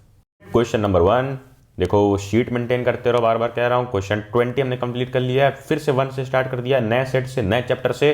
तो फिर से लिख लो चैप्टर 2 ऐसे डाल के 1, 2, 3, 4, 20 तक, फिर 3 से। इस तरह 100 MCQs लिखो, अपने ऑप्शन लिखो जो तुम्हें लगता है, और टिक क्रॉस करते रहो। पूरा टाइम मैनेज का खेल है ये, पूरे के पूरे एपिसोड में, पूरे 2 घंटे के सेशन में हमें टाइम मैनेजमेंट सीखना है। The number of seats reserved for women in the panchayats and municipalities is, the number of seats reserved for women in the panchayats and municipalities is, women के लिए जो नीचे गवर्नमेंट थी, पंचायत और म्यूनिसिपैलिटी, लोअर लेवल की government है ना, इसमें कितनी सीट्स रिजर्व की गई थी? 1/4, 1/3, हाफ, 1/5? हाफ नहीं, 1/5 नहीं, 1/4 या 1/3 बताओ, वुमेन के लिए कितनी सीट बुक की गई थी? 1/3 या फिर 1/4? तो इसको याद करने के लिए मैंने बोला था वुमेन। वू में जो ये मैन आता है, मैन कितने लेटर का होता है? 3, तो 1/3, 1/3। इस तरह के इलॉजिकल रीजंस देख के भी अगर तुम याद कर सकते हो, MCQs दिमाग में रख सकते हो मेरी तरह, तो बिल्कुल रखो। देन क्वेश्चन नंबर 2, ध्यान से, the holding together federations are not found in, कई फेडरेशन थी ना, होल्डिंग टुगेदर एंड ऑल, तो उसमें holding together federations are not found in किस कंट्री में नहीं है? India, Spain, Belgium, Australia. कहां पे नहीं है ये बताना है। India, Spain, Belgium, Australia. Holding together federation के कुछ कुछ एग्जांपल्स थे कि कहां कहां पे हैं और कहां कहां पे थे, ये इंडिया में थे, स्पेन में था, बेल्जियम में था, ऑस्ट्रेलिया में होल्डिंग टुगेदर नहीं है। वहां पर क्या है, वहां पर क्या है, जल्दी बोलो, मैं तो तुम्हारे लिए वेट भी कर रहा हूं। होल्डिंग टुगेदर के अलावा क्या था, एक कमिंग टुगेदर। ठीक है, तो कमिंग टुगेदर ऑस्ट्रेलिया में फॉलो होता है, इसलिए क्या है इसका करेक्ट ऑप्शन, ऑप्शन डी, क्योंकि पूछा गया are not found in. Then subjects like computer software comes in, subjects like computer software comes in, computer software का सब्जेक्ट कौन सी लिस्ट में आता है, यूनियन, स्टेट, कॉन्करेंट या फिर रेसिडुअरी लिस्ट। देखो यूनियन लिस्ट थी सेंट्रल गवर्नमेंट वाली, स्टेट लिस्ट थी, कॉन्करेंट लिस्ट थी और रेसिडुअरी लिस्ट भी थी। तो रेसिडुअरी लिस्ट जो थी वो किस लिए थी, रेसिडुअरी लिस्ट कि जो भी यहाँ पर नहीं आ पाया है, जो नए सब्जेक्ट्स ऐड होते जा रहे हैं जैसे आर्टिफिशियल इंटेलिजेंस या कंप्यूटर, तो ये सब इसमें आएंगे। और कंप्यूटर सॉफ्टवेयर भी वैसे एक सब्जेक्ट है, तो ये किसमें आएगा, रेसिडुअरी लिस्ट में। चलो question number 4, which of the following state has been given a special state, which of the following states has been given a special state. किसको स्पेशल स्टेट की तरह काउंट किया जाता है, किसको स्पेशल स्टेट काउंट किया जाता है, जल्दी बताओ। जम्मू एंड कश्मीर, त्रिपुरा, बिहार, हरियाणा। बिहार और हरियाणा बड़े कॉमन है, इसमें स्पेशल क्या है, बचता है 2, जम्मू एंड कश्मीर या फिर त्रिपुरा। किसको स्पेशल स्टेट माना जाता है, सबको पता है, जम्मू एंड कश्मीर। आओ क्वेश्चन नंबर 5 पे आते हैं। The number of scheduled languages in India is, scheduled language यानी कि कितनी लैंग्वेजेस को हमने लिस्ट किया है। अब जिन्होंने पढ़ा है उसे तो याद होगा कि यहाँ क्या है एग्जैक्ट नंबर, लेकिन जिन्हें याद नहीं रहता है उनको याद दिलाने के लिए यार, जैसे मैंने बोला कुछ कुछ ट्रिक्स होती हैं सोशल साइंस में याद करने के लिए। अब तुम्हें रटना नहीं है हर एक चीज़, कुछ कुछ ट्रिक्स होती हैं, थोड़ा सा दिमाग में एक पैटर्न बनाया करो। जब इंडिया लिखते हो आप तो आई कितने बार आता है, 2 बार। उसको याद करने के मैंने इसीलिए याद करवाया कि 2 बार याद रखो, इंडिया में आई 2 बार आता है, 2 2 2, तो 2 2 2 2। फिफ्थ का ऑप्शन है बी, कि कितनी स्केड्यूल्ड लैंग्वेजेस हमारे यहाँ, कितनी ऑफिशियल लैंग्वेज लिस्टेड है, ऑफिशियल नहीं स्केड्यूल्ड लैंग्वेज, कितनी स्केड्यूल्ड लैंग्वेज यानी कितनी लैंग्वेज को लिस्ट किया गया, माना गया है कि हाँ ये इतनी लैंग्वेजेस इंडिया की, ऑफिशियल लैंग्वेज कुछ भी नहीं है, इंडिया की है कितनी लैंग्वेज, ये ऑफिशियल लैंग्वेज क्या इंडिया की है, कुछ भी नहीं है। ये ऑफिशियल लैंग्वेज कौन सी इंडिया की, जल्दी कमेंट करके बताओ, ये बड़ा अच्छा सा क्वेश्चन है, जल्दी कमेंट करके बताओ इंडिया की ऑफिशियल लैंग्वेज कौन सी है। नेशनल लैंग्वेज तो कोई भी नहीं है, ऑफिशियल लैंग्वेज है या नहीं है, अगर है तो कौन सी है कमेंट करके मुझे बताओ। और शेड्यूल्ड लैंग्वेज लिस्ट किया गया वो है 22, option B. Now moving on, question 6 is which one of the following states in India has its own constitution. कौन सा ऐसा स्टेट है इंडिया का जिसका अपना खुद का कॉन्स्टिट्यूशन है, बताओ कौन सा स्टेट है ऐसा जिसका खुद का कॉन्स्टिट्यूशन है अपना। उत्तराखंड, मध्य प्रदेश, उत्तराखंड, मध्य प्रदेश, JNK यानी कि जम्मू एंड कश्मीर, JNK का मतलब जम्मू एंड कश्मीर, या फिर डी नागालैंड। जल्दी बताओ 6th का आंसर कि कौन सा स्टेट का खुद का कॉन्स्टिट्यूशन। अभी हमने ऊपर देखा कि कौन सा स्टेट स्पेशल स्टेट में आता है, कौन सा आता है, जम्मू एंड कश्मीर। क्वेश्चन 6 का ऑप्शन है सी। यार फिर से तुम्हें बार बार बोल रहा हूँ वो शीट मेंटेन करते रहो। हिस्ट्री का हमने इस तरह शीट मेंटेन किया गया था और काफ़ी स्टूडेंट्स का इतना तगड़ा रिस्पॉन्स आया। ये नहीं मैटर करता है कि तुम्हारे कितने टिक लग रहे हैं, कितने क्रॉस, कितना सही कितना गलत, लेकिन अगर ये तुम 2 आवर्स तक बैठ जाते हो तो सिर्फ 2 घंटे बैठा रहा हूँ, एग्जाम हॉल में तुम्हें 3 घंटे तक बैठना पड़ेगा बिना ब्रेक के। यहाँ मैं तुम्हें 2 घंटे बैठा रहा हूँ, MCQ उसकी प्रैक्टिस करवा रहा हूँ, और वो MCQ जो सबसे इंपॉर्टेंट है। तो ये शीट मेंटेन कर लेना, इससे तुम्हारा टाइम मैनेजमेंट बहुत अच्छे तरीके से हो जाएगा। क्वेश्चन 7, विच वन ऑफ या which among the following are examples of coming together federation. Holding together हमने ऊपर देख लिया, कमिंग टुगेदर कौन सा एग्जाम्पल है इसमें से, India, Spain, Belgium. India, Spain, Belgium हमने कहाँ देखा था, जल्दी बताओ। इंडिया, स्पेन, बेल्जियम ऊपर वाले क्वेश्चन में देखा था, होल्डिंग टुगेदर में H, होल्डिंग टुगेदर में। यहाँ कमिंग टुगेदर की बात है, या India, USA, Spain, USA, Switzerland, Australia, या बेल्जियम एंड श्रीलंका।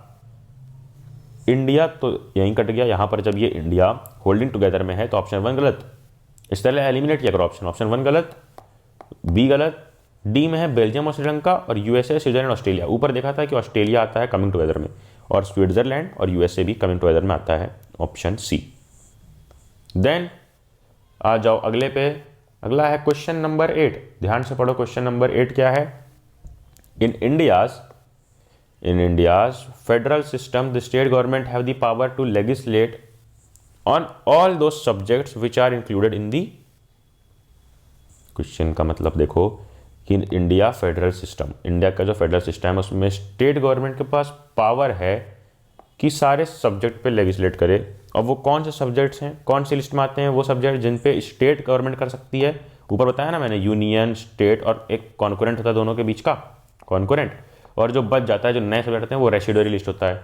तो union list, state list, concurrent list, residuary list. बताओ साफ साफ कि इंडिया फेडरल सिस्टम में स्टेट गवर्नमेंट के पास have the power to legislate on all those subject which are included in. कौन सी लिस्ट में इंक्लूड होते हैं जिन पे स्टेट गवर्नमेंट का पावर चलता है? ऑप्शन बी, सीधे स्टेट लिस्ट। यूनियन लिस्ट पे किसका चलता है? सेंट्रल गवर्नमेंट का। आ जाओ क्वेश्चन नंबर 9 पे कि constitution of India, the constitution of India पूरा पढ़ो और इसको गैप फिल करना होगा हमें पूरा पढ़ के। ऑप्शन ए, बी, सी या डी? ए, बी, सी या डी? पहला option, the constitution of India, पूरा मैच करके पढ़ो। The constitution of India divided powers between centre and state in 3 list. 3 list में डिवाइड किया गया है पावर को। Divided power between centre and state 2 list. क्या 2 लिस्ट है? Listed the power of state and left the undefined power to the state. ऐसा तो बिल्कुल नहीं है, undefined power. Specified the powers of state and left the residuary power with centre, यानी कि जो बच रही है वो पावर सारी सेंटर की, ऐसा भी नहीं है। तो 3 लिस्ट में डिवाइडेड है या 2 लिस्ट में? ऑप्शन 9 का सी डी कट गया, ए और बी बचा है। 2 लिस्ट होगा या 3 लिस्ट? सबको पता है कि 3 लिस्ट में डिवाइडेड है। जो नया आ रहा है वो अलग रेसिडुअरी लिस्ट में होता है। तो option A is the correct. A is the correct option of question 9, याद रखना। Question 10, in case of a clash between the laws made by the center and the state on a subject in the concurrent list, in case of a clash between the laws made by center, अभी मैंने बताया कि centre का एक है, state का एक है। अगर मान लो कुछ क्लैश आता है, दोनों में लड़ाई हो जाती है, तो कैसे डिसीजन लिया जाएगा? कैसे उसको, जो सब्जेक्ट ऐसा हो जो किसमें कॉन्करेंट लिस्ट में, क्योंकि दोनों का उस पर कंट्रोल होता है कॉन्करेंट लिस्ट पे। तो यहाँ पे किसी सब्जेक्ट पर अगर क्लैश होता है तो सेंटर और स्टेट के बीच, तो क्या होगा? कौन आएगा? जैसे 2 बिल्लियों में लड़ाई हुई थी तो एक बंदर आकर रोटी खा गया था ना, तो वैसे यहां पर कौन है वो बंदर?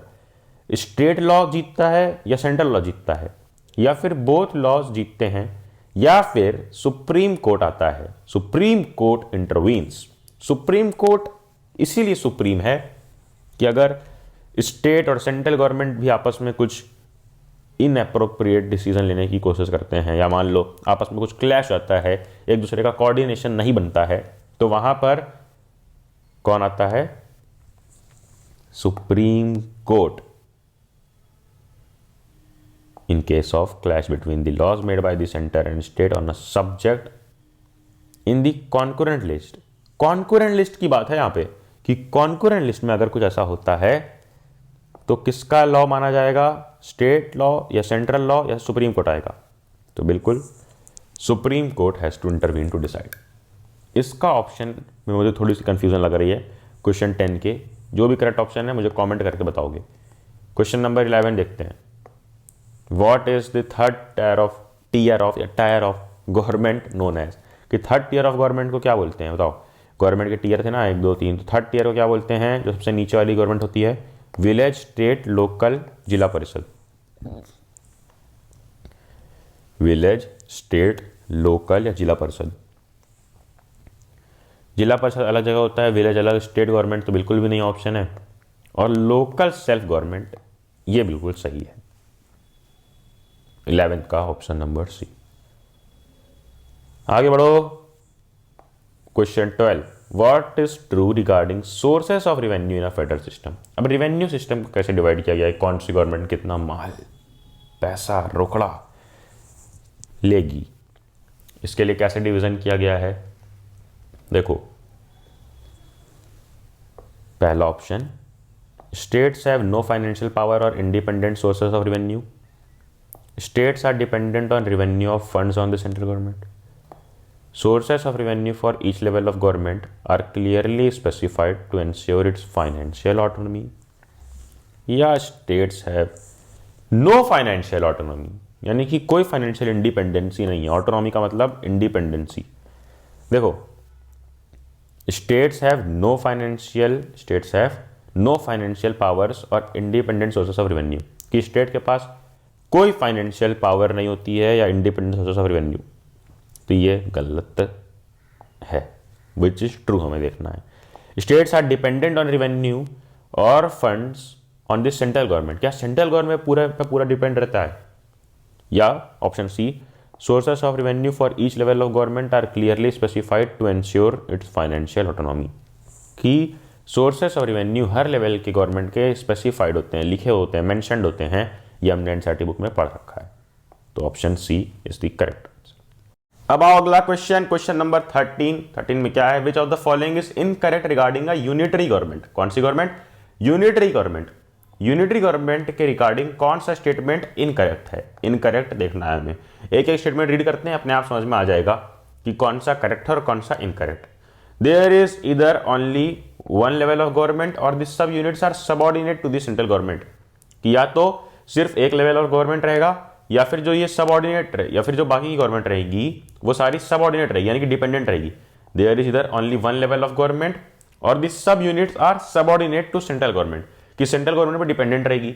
या option B, the central government can pass on orders to the provincial government, central government कोई भी ऑर्डर पास कर सकती है। A state government is conserved या कंजर्वेबल टू सेंट्रल गवर्नमेंट, कि सेंट्रल गवर्नमेंट पे कंजर्व्ड रहती है कौन सी? State government. ये तीन फीचर्स क्या यूनिटरी गवर्नमेंट के हैं? तो हाँ बिल्कुल हैं। अब fourth, D the powers of a state government are guaranteed by the constitution. Unitary government में सेंट्रल गवर्नमेंट को ज्यादा पावरफुल दिखाया जाता है, ज्यादा पावरफुल माना जाता है, और वही है ये 3 पॉइंट्स। और इनकरेक्ट स्टेटमेंट क्या है कि स्टेट गवर्नमेंट को भी पावर दी जाती है कॉन्स्टिट्यूशन से, तो ये बिल्कुल गलत है और हमें इनकरेक्ट मार्क करना है। तो option D is the right answer for question 13। Now question 14 पे आ जाओ, क्या दिखा है? What are the kinds of routes through which federations have been formed, कि कौन सी रूट से किस तरह से फेडरेशन को फॉर्म किया जाता है। One route involves independent states coming together on their own to form a bigger unit, कि कई सारे स्टेट्स मिलके आपस में बना दे एक बिगर यूनिट, ठीक है, पूरा का पूरा यूनिट, इसको क्या बोलते हैं? कमिंग टुगेदर वाला। और दूसरा क्या लिखा है? The second route is where a large country decide to divide its power between the state and national government, कि एक बड़ी सी कंट्री हो जैसे हमारी इंडिया और स्टेट में कुछ पावर बांट दे और कुछ सेंट्रल गवर्नमेंट में पावर बांट दे, तो ये क्या होता है? Holding together. अब बोथ ए एंड बी, क्या ये दोनों ऑप्शन सही है? क्या ये दोनों सकता है? या फिर नन ऑफ दिस, ये दोनों तरीका गलत है। हम सबको पता है कि ये भी हमने पढ़ रखा है और ये भी हमने पढ़ रखा है, दोनों ही ऑप्शन सही है, एक कमिंग टुगेदर एक होल्डिंग टुगेदर, तो option C is the correct answer. Then question number 15, ये क्वेश्चन पढ़ते ही तुम्हारे दिमाग में आंसर आ जाएगा। Which period saw the rise of regional party, regional political party in many states, कौन से पीरियड में हुआ? 1990 के बाद, 2000 के बाद, 80 या 70? पहले तो ऐसा था नहीं, बाद में ऐसा देखा गया कि रीजनल पार्टीज काफी ज्यादा एरियाज में बढ़ रही थी। और वो कौन सा रीजन था? 1990 यानी 90s के बाद से ऐसा होने लग गया था। Then question number 16, which language is recognised as a national language by the constitution of India? Question पढ़ते ही मुझे क्यों हंसी आ रही है? क्योंकि यही तो मैंने तुमसे ऊपर एक क्वेश्चन में पूछा था। तो देखो इस सीरीज में हम जितने भी पॉसिबल एमसीक्यूज बन सकते हैं सब डिस्कस कर लेंगे एक एक एमसीक्यूज से। नेशनल लैंग्वेज कौन सी है ये मैंने तुमसे पहले पूछा कमेंट में, अब बताओ कौन सी है? हिंदी, इंग्लिश, तमिल या नन ऑफ दिस? जल्दी बताओ, हिंदी, इंग्लिश, तमिल या नन ऑफ दिस? कौन सी? इंडिया की। तो ऊपर ये बता देगा इंडिया की शेड्यूल्ड लैंग्वेज क्या दिया गया है, ऑफिशियल लैंग्वेज इंडिया की है या नहीं, ये तुम कमेंट में बताओगे मुझे। और नेशनल लैंग्वेज कौन सी है? पहले बताया कोई भी नहीं, तो नन ऑफ दिस। तो कभी कभी बहुत कम चांसेस होंगे नन ऑफ दिस ऑप्शन भी सही होगा, क्योंकि नेशनल लैंग्वेज नहीं है। ऑफिशियल लैंग्वेज हमारी है या नहीं ये तुम कमेंट में बताओगे, और कौन सी है ये भी बताओगे जल्दी। Then question 17, which state of India enjoys a special status has and is own constitution? अपना कॉन्स्टिट्यूशन और स्पेशल स्टेटस किसका है? ऊपर हमने देखा था किसका है? जम्मू एंड कश्मीर का। Then question 18, which of the following subject is not included in union list? Union list में क्या नहीं इंक्लूडेड है? Not included. Defence, foreign affairs, police, banking, इन चार में से क्या डिफेंस अफेयर्स में क्या यूनियन लिस्ट में नहीं है? डिफेंस, फॉरेन अफेयर्स, पुलिस या बैंकिंग? जल्दी बताओ। यूनियन लिस्ट यानी कि जो सेंट्रल गवर्नमेंट कंट्रोल करती है। डिफेंस, हाँ बिल्कुल कंट्रोल करती है, डिफेंस कंट्रोल करती है। Foreign affairs of course central government control करेगी, क्योंकि वो एक कंट्री से दूसरे कंट्री का मैटर है, वो कोई स्टेट गवर्नमेंट नहीं कंट्रोल करेगी उसको। ठीक है। बैंकिंग और पुलिस, तो पुलिस तुम्हें पता ही होगा हर स्टेट की अलग अलग होती है, and police is the right answer. वो यूनियन लिस्ट में नहीं आता है, वो आता है किसमें, स्टेट लिस्ट में। Next question number 19। देखो तुमसे मैंने जो शीट बनाने को कही थी वो शीट जरूर से मेंटेन करते रहो, क्वेश्चन लिखते रहो, और जो तुम्हें आंसर लग रहा है वो लिखते रहो, फिर जब मैं बता रहा हूं टिक क्रॉस करते रहो। टोटल 100 एमसीक्यूज की ये शीट बनाओ और मुझे इंस्टाग्राम पे जरूर टैग करना, मुझे जरूर बताना कि हाँ तुमने ये चीज फॉलो की थी। चलो question 19, which of the following is not an example of holding together. Holding together federation का एग्जांपल नहीं है। India, Spain, Belgium, Switzerland. हमने देखा कि ये पहला जो तीनों है ना, याद कर लो तीनों के तीनों। कैसे याद रखोगे, जो तीनों के तीनों हैं ये तीनों कौन से हैं, अपने होल्डिंग टुगेदर के हैं। और होल्डिंग टुगेदर याद करने के लिए ऐसे याद कर लो कि बी बिश, क्या बिश बोलते हो ना कभी कभी गुस्से में, बिश, तुम उसको बिश करके याद कर लो। और एच से रहेगा होल्डिंग टुगेदर, और B I S Belgium, India, Spain, ये तीन कौन से हैं, होल्डिंग टुगेदर। बिश से याद रखना। बचता कौन है, स्विट्जरलैंड, यूएसए, ये सब किसमें आ जाता है, कमिंग टुगेदर में। तो 19 का correct answer is answer option D. Then अपना अगला है क्वेश्चन नंबर 20, लास्ट क्वेश्चन इस चैप्टर का है, पढ़ो ध्यान से। Which level of government in India has the power to legislate on residuary subject. Residuary subject पे किसका पावर चलता है बताओ। रेसिडुअरी सब्जेक्ट की जो नए सब्जेक्ट ऐड किए जाते हैं उस पर किसका पावर चलता है, यूनियन, स्टेट, लोकल या both A and B. Union, state, local या बोथ ए एंड बी। तो जो रेसिडुअरी सब्जेक्ट है, जो नए नए सब्जेक्ट ऐड किए जा रहे हैं अब, उन पे पावर किसकी चलती है, यूनियन गवर्नमेंट की। चैप्टर 2 भी हो चुका है स्वाहा। ले लेते हैं एक छोटा सा ब्रेक यहां पर।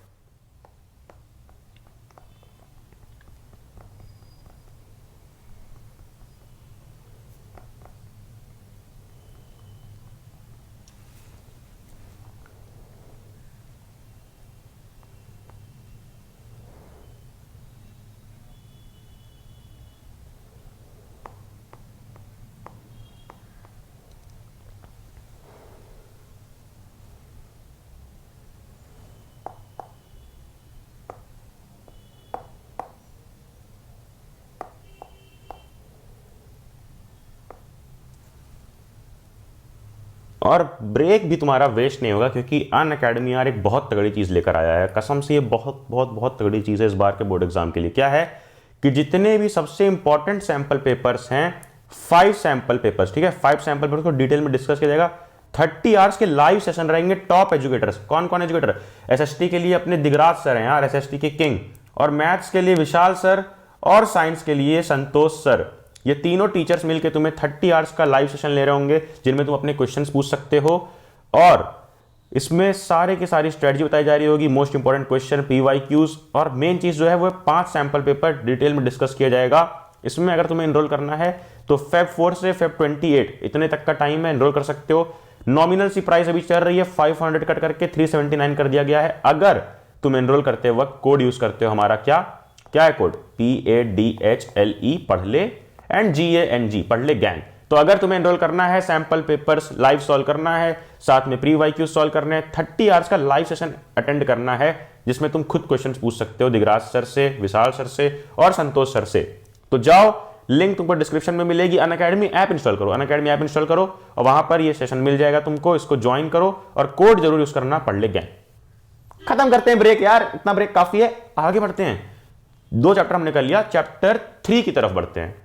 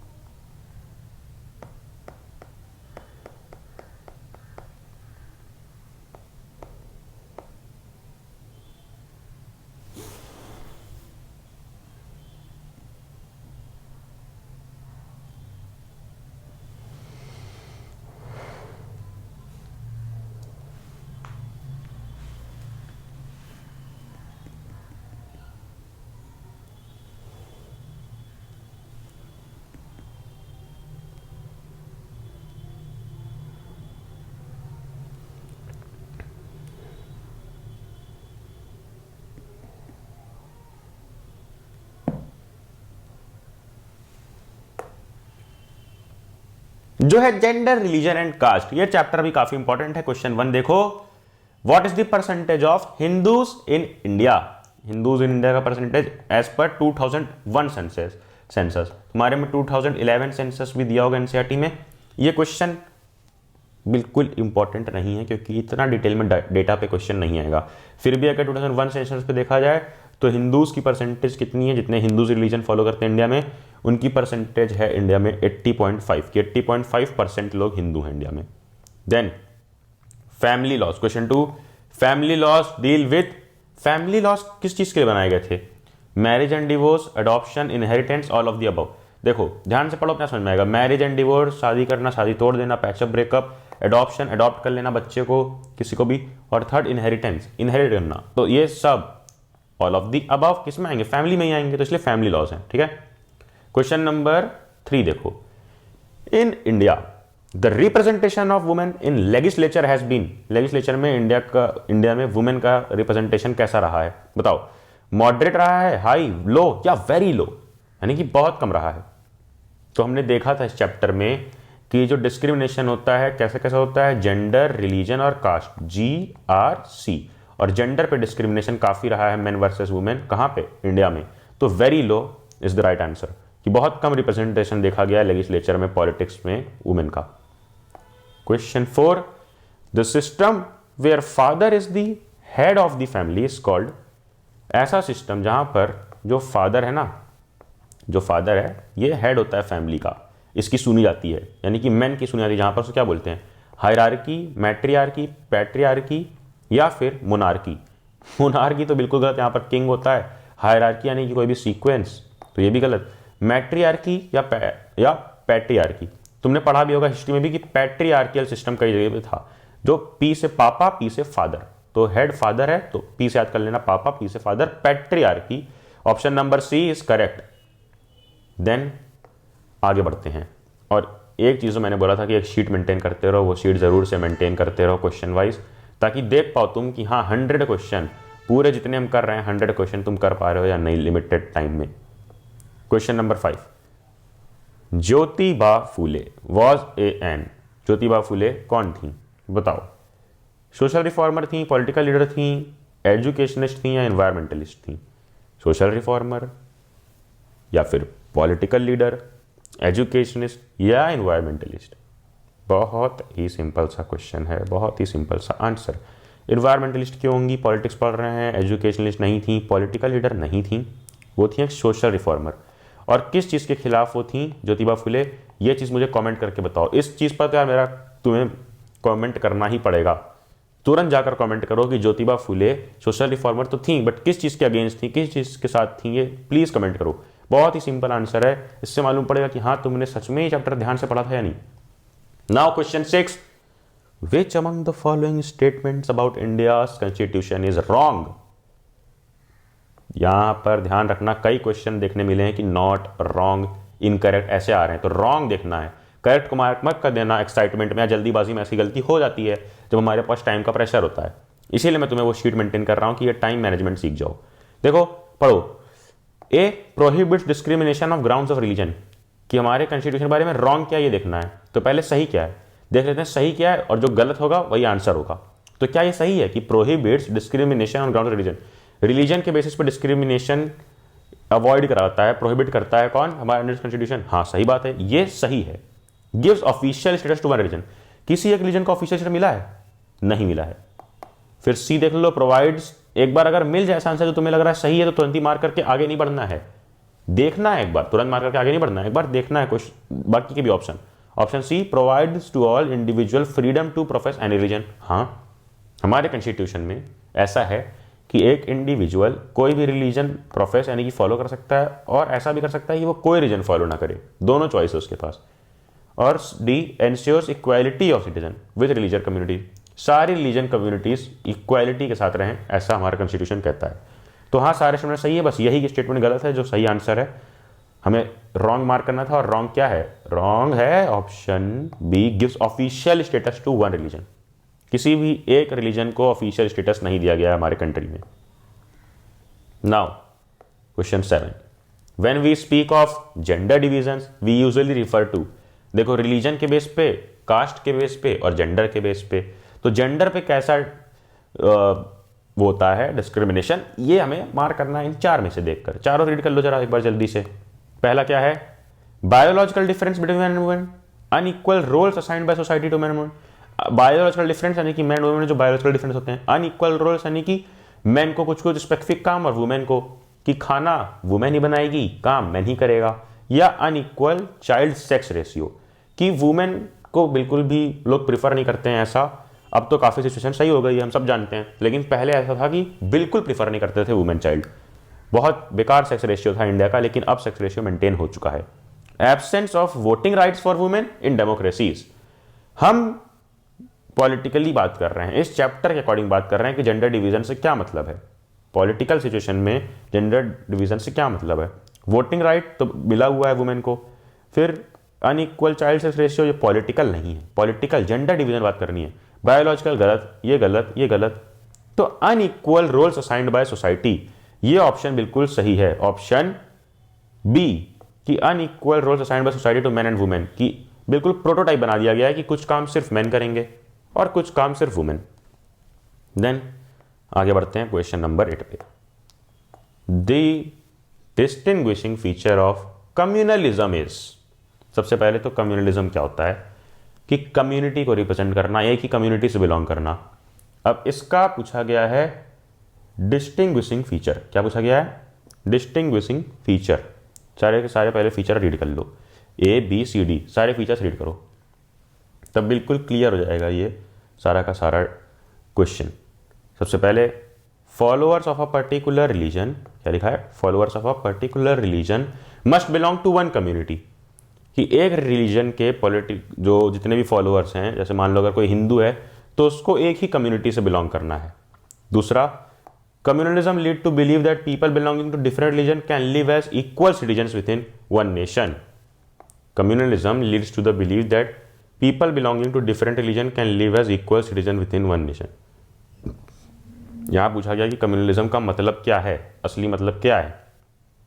तो पहला दिया गया है कि जो फॉलोअर्स हैं एक रिलीजन के, जैसे मान लो जो हिंदू लोग हैं, तो कम्युनलिज्म में माना जाता है ऐसा कि जो हिंदू लोग हैं, जो एक रिलीजन के लोग हैं, वो एक कम्युनिटी से बिलोंग करें, ठीक है, एक ही कम्युनिटी के कहलाएं।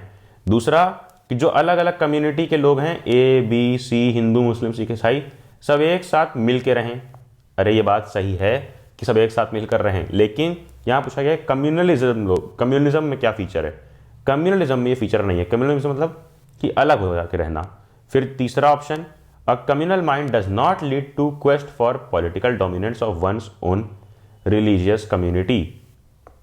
ये पॉइंट ये कह रहा है कि जो कम्युनल माइंड है, जो कम्युनिस्ट लोग होते हैं, वो ऐसा नहीं चाहते हैं कि पॉलिटिकल डोमिनेंस सिर्फ एक रिलीजन का हो। तो ये तो बिल्कुल गलत है। कम्युनिस्ट लोग ऐसा ही चाहते हैं कि जो उनका रिलीजन है, जो उनकी कम्युनिटी है, सिर्फ वही लोग रूल करें, पूरी कंट्री पर उनका राज हो, सिर्फ वो अपनी अलग कम्युनिटी बना के रहें, यहाँ तक कि दूसरे रिलीजन, दूसरे कम्युनिटी के लोग रहें भी ना उस कंट्री में। ऐसा चाहते हैं कौन लोग, कम्युनिस्ट लोग, कम्युनलिज्म लोग, जो कम्युनलिज्म में मानते हैं।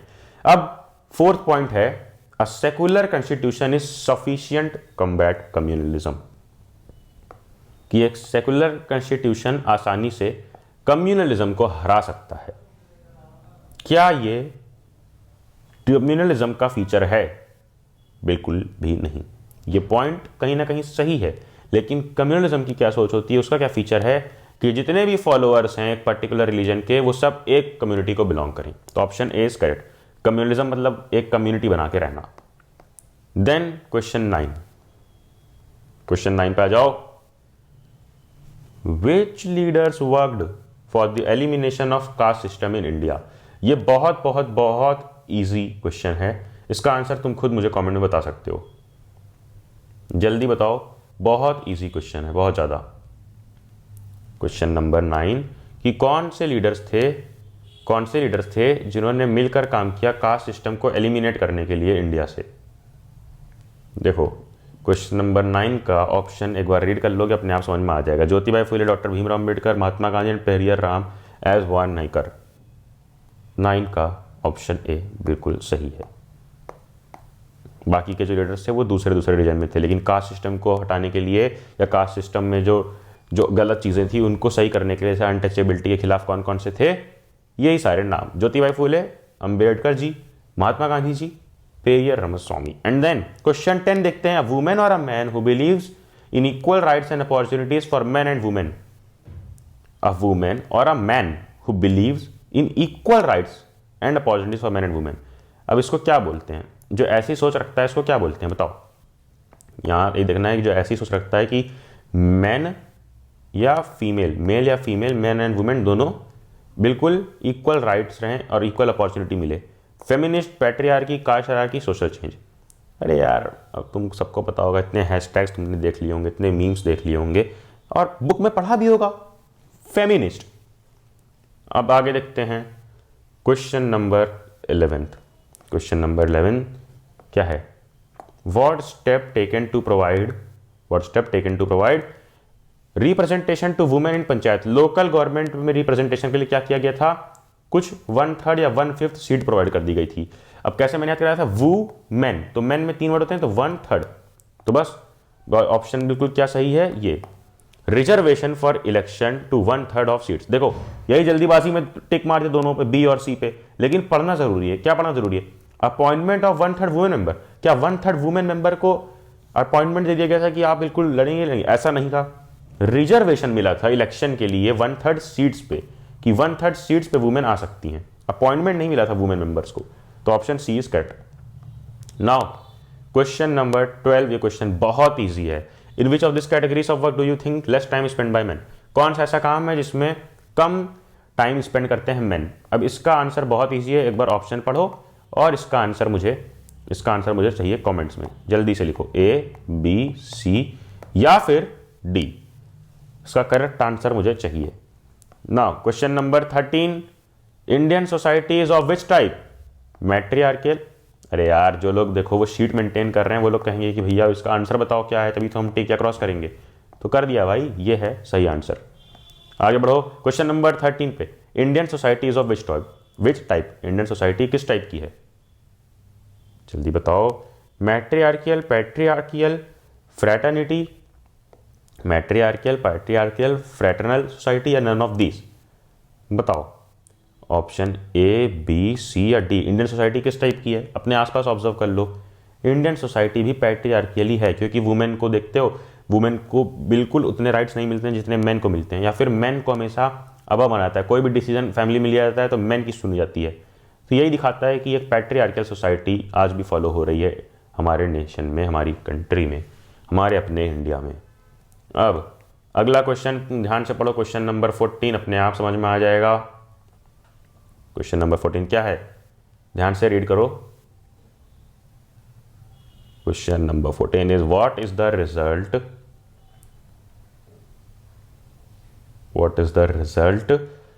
Of political expression of gender division?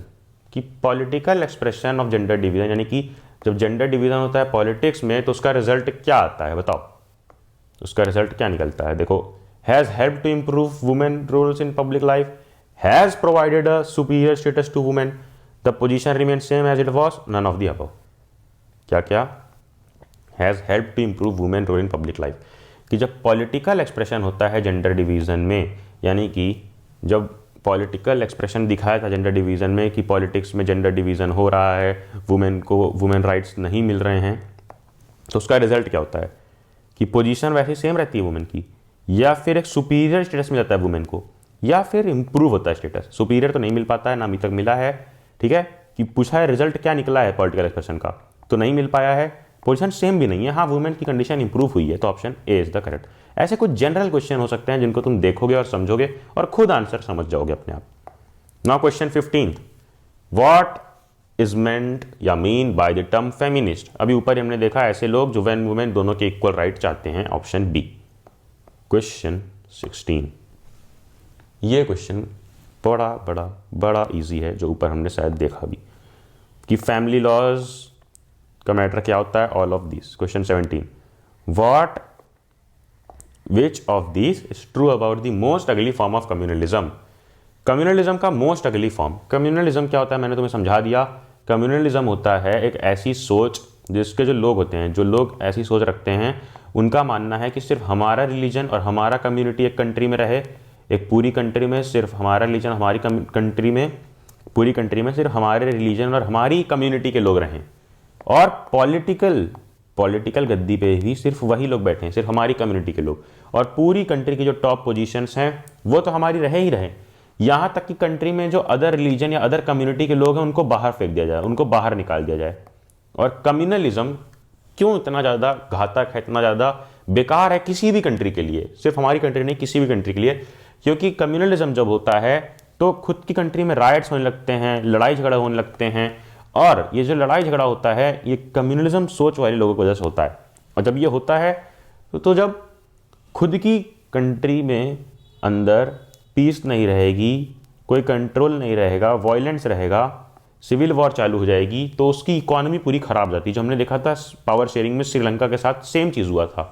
कोई भी कंट्री जो कम्युनिस्ट में बिलीव करती हो, कम्युनिस्ट की सुनती हो, कम्युनलिज्म वाली सोच हो, वो आगे नहीं बढ़ पाती है, इकोनॉमिकली ग्रो नहीं कर पाती है, ये हमने देखा है। और हमें अपनी कंट्री को ऐसा नहीं बनाना है।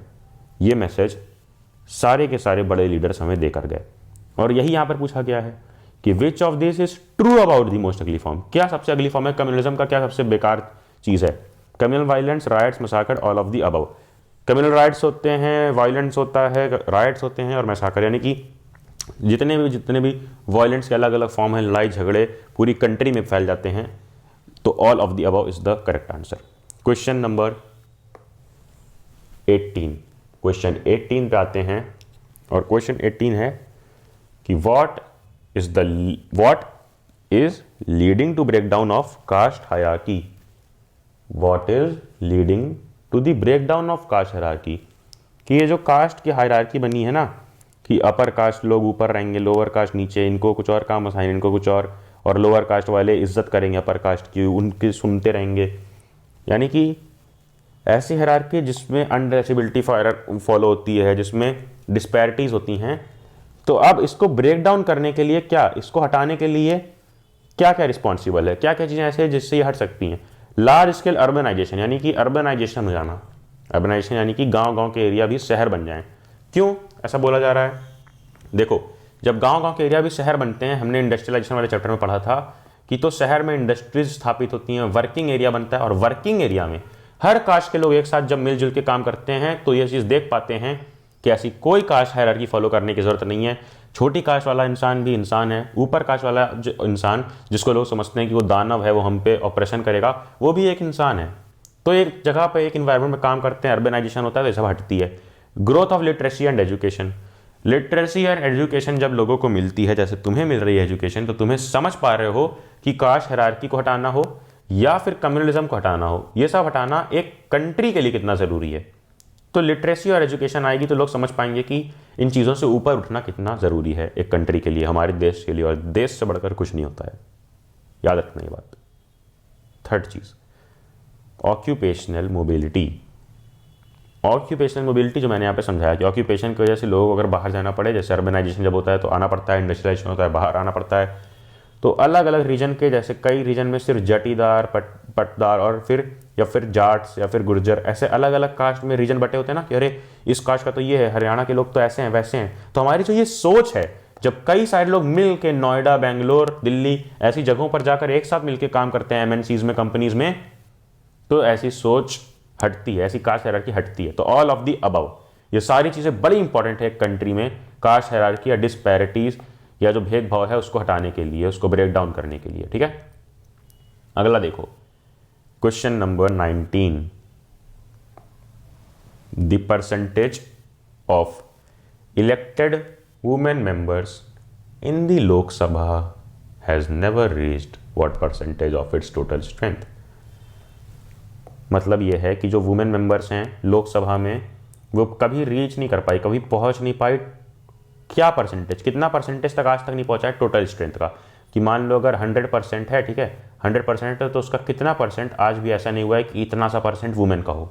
25, 15, 10 या 5, 25, 15, 10 या 5, बताओ 25, 15, 10 या 5, तो बहुत कम। 25 छोड़ो, 1/4 भी वुमेन नहीं बैठती हैं, 15 भी नहीं बैठती हैं, 10 भी नहीं, 5%, इतना कम।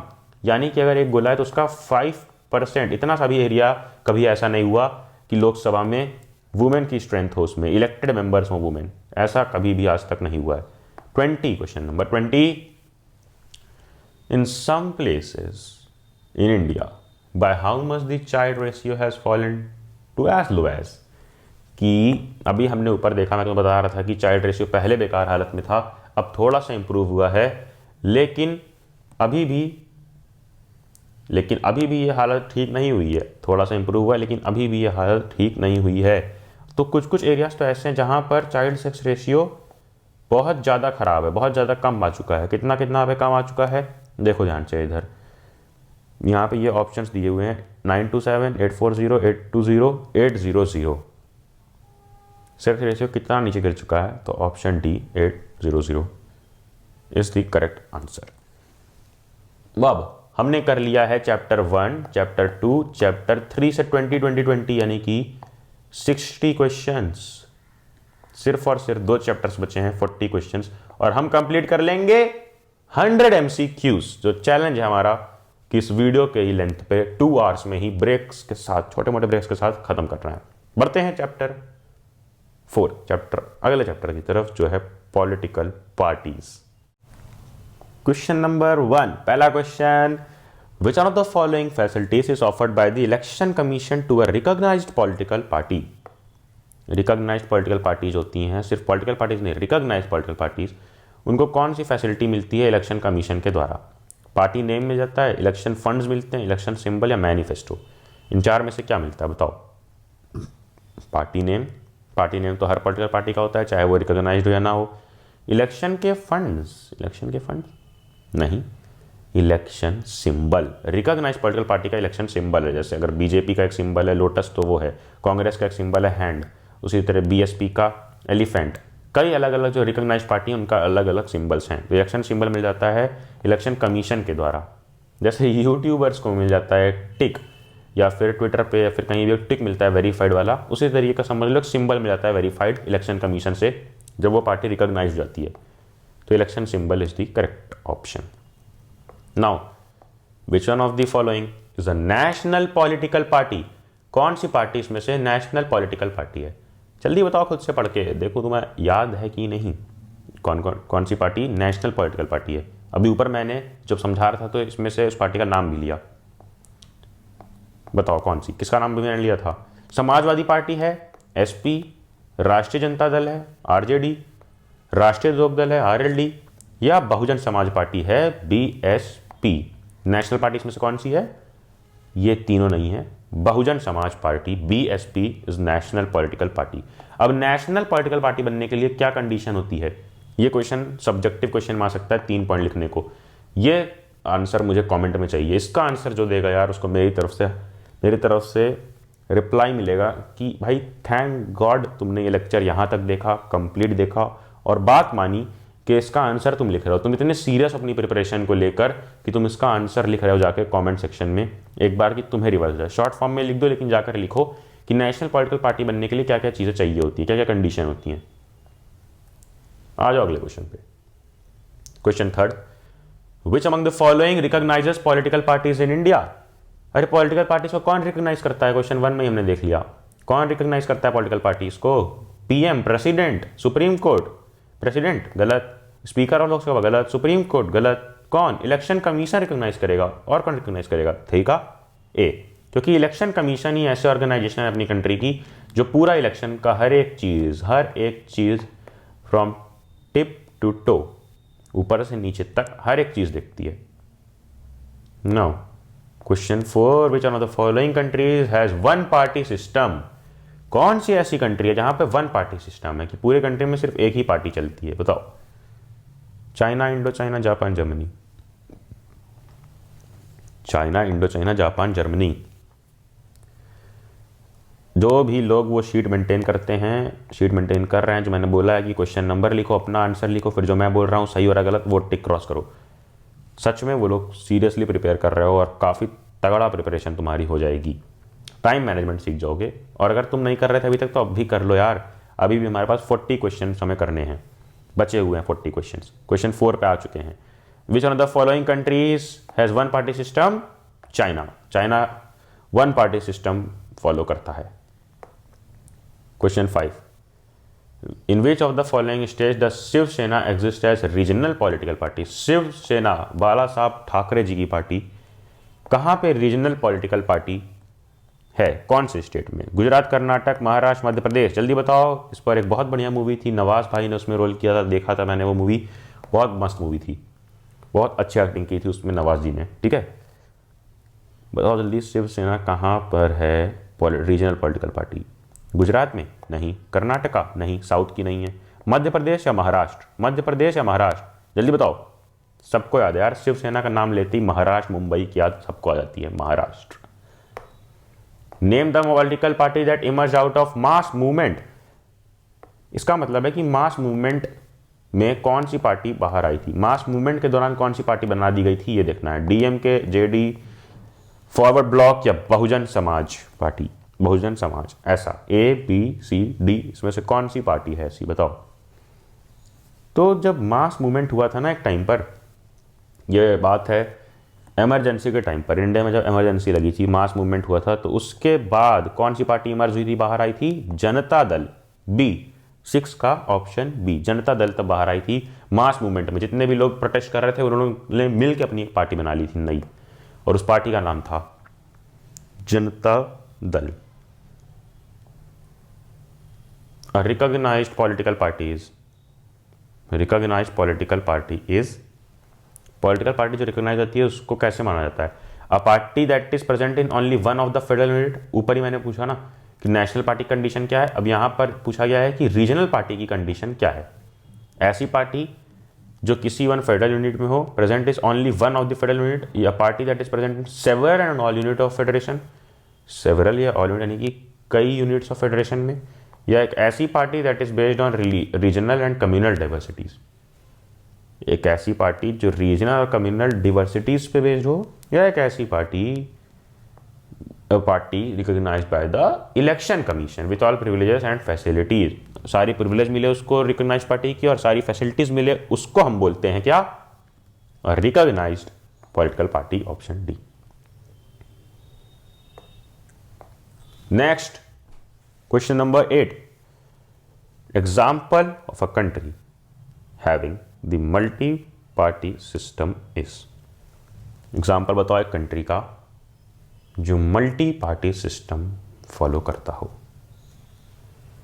मल्टी पार्टी सिस्टम कहाँ होता है? चाइना, अभी ऊपर हमने देखा कि single party. USA, India, kingdom, USA, India, UK, United Kingdom, इन 3 में कहाँ पर मल्टी पार्टी सिस्टम फॉलो होता है? जल्दी बताओ।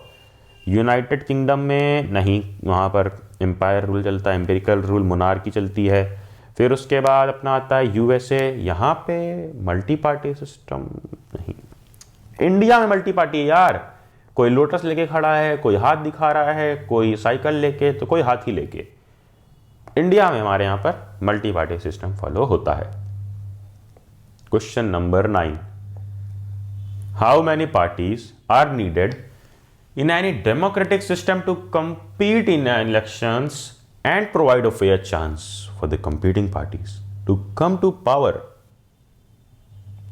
मतलब, अरे समझो यार, मतलब खुद से समझो ना। देखो, मतलब ये है कि कितनी पार्टी चाहिए होती है एक डेमोक्रेटिक सिस्टम में इलेक्शन में compete करने के लिए, कंपटीशन के लिए इलेक्शन के अंदर कितनी पार्टीज चाहिए एक डेमोक्रेटिक सिस्टम में, कि एक फेयर चांस रहे, कि एक फेयर चांस रहे। जैसे मान लो अगर एक ही पार्टी अगर लड़ती रहेगी, जैसे जो फन पार्टी सिस्टम होता है किसी कंट्री में, तो वो डेमोक्रेटिक नाम की डेमोक्रेटिक है, वहाँ पर कहाँ ऐसा रहेगा कि कोई भी फेयर चांस रहेगा किसी और के जीतने का।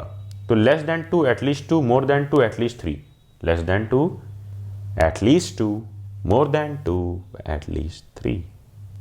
तो एटलीस्ट कम से कम 2 पार्टीज तो चाहिए ही ना। 2 पार्टीज रहेंगी तभी तो फेयर इलेक्शन हो पाएगा दो लोगों के बीच। वन पार्टी सिस्टम में डेमोक्रेसी नहीं रहती है। Question 10, the number of political parties registered with the election commission of India is. जल्दी बताओ, ये इसमें मैं क्या हिंट दूं? इसमें तुम्हें तुरंत याद होना चाहिए कि कितनी पार्टीज रजिस्टर्ड है इलेक्शन कमीशन ऑफ इंडिया। 750, उससे कम कोई नंबर या उससे ज़्यादा कोई नंबर, या 705, ये तो गलत है। 750 फिगर याद आ रहा है ना, तो 750 से ज़्यादा, ठीक है, 10 का ऑप्शन बी, मोर देन 750। सोच रहे हो इतनी सारी पार्टीज रजिस्टर्ड हैं अपने यहाँ पे इलेक्शन कमीशन में, 750 से ज्यादा पार्टीज अपने यहाँ रजिस्टर्ड हैं। देन हाउ मैनी पार्टीज, क्या है अगला क्वेश्चन, ध्यान से देखो। How many parties are registered with the election commission of India. ऊपर हमने देखा कि the number of political parties are registered with the election commission of India, और वही क्वेश्चन यहाँ पे रिपीट हो रहा है। हमने देख ही लिया है कि मोर देन 750। अगला क्वेश्चन बड़ा ही इंपॉर्टेंट क्वेश्चन है, बहुत बहुत बहुत इंपॉर्टेंट क्वेश्चन, कि what is a sign document submitted to an officer regarding her personal information. Submitted to an officer regarding her personal information. कौन सा ऐसा डॉक्यूमेंट होता है जिसमें पर्सनल इंफॉर्मेशन डिक्लेयर करी जाती है, सबमिट की जाती है? Affidavit, declaration, agreement, appeal. Affidavit, declaration, agreement, appeal. क्या बोला था उसको officially? Affidavit, declaration, agreement, appeal. Appeal तो मतलब होता है कि एक कम्युनिटी या फिर एक इंसान मिलकर कुछ अपील कर रहा है, तो ये नहीं होगा। सिर्फ पर्सनल इंफॉर्मेशन की बात हुई है, क्रॉस कर दो।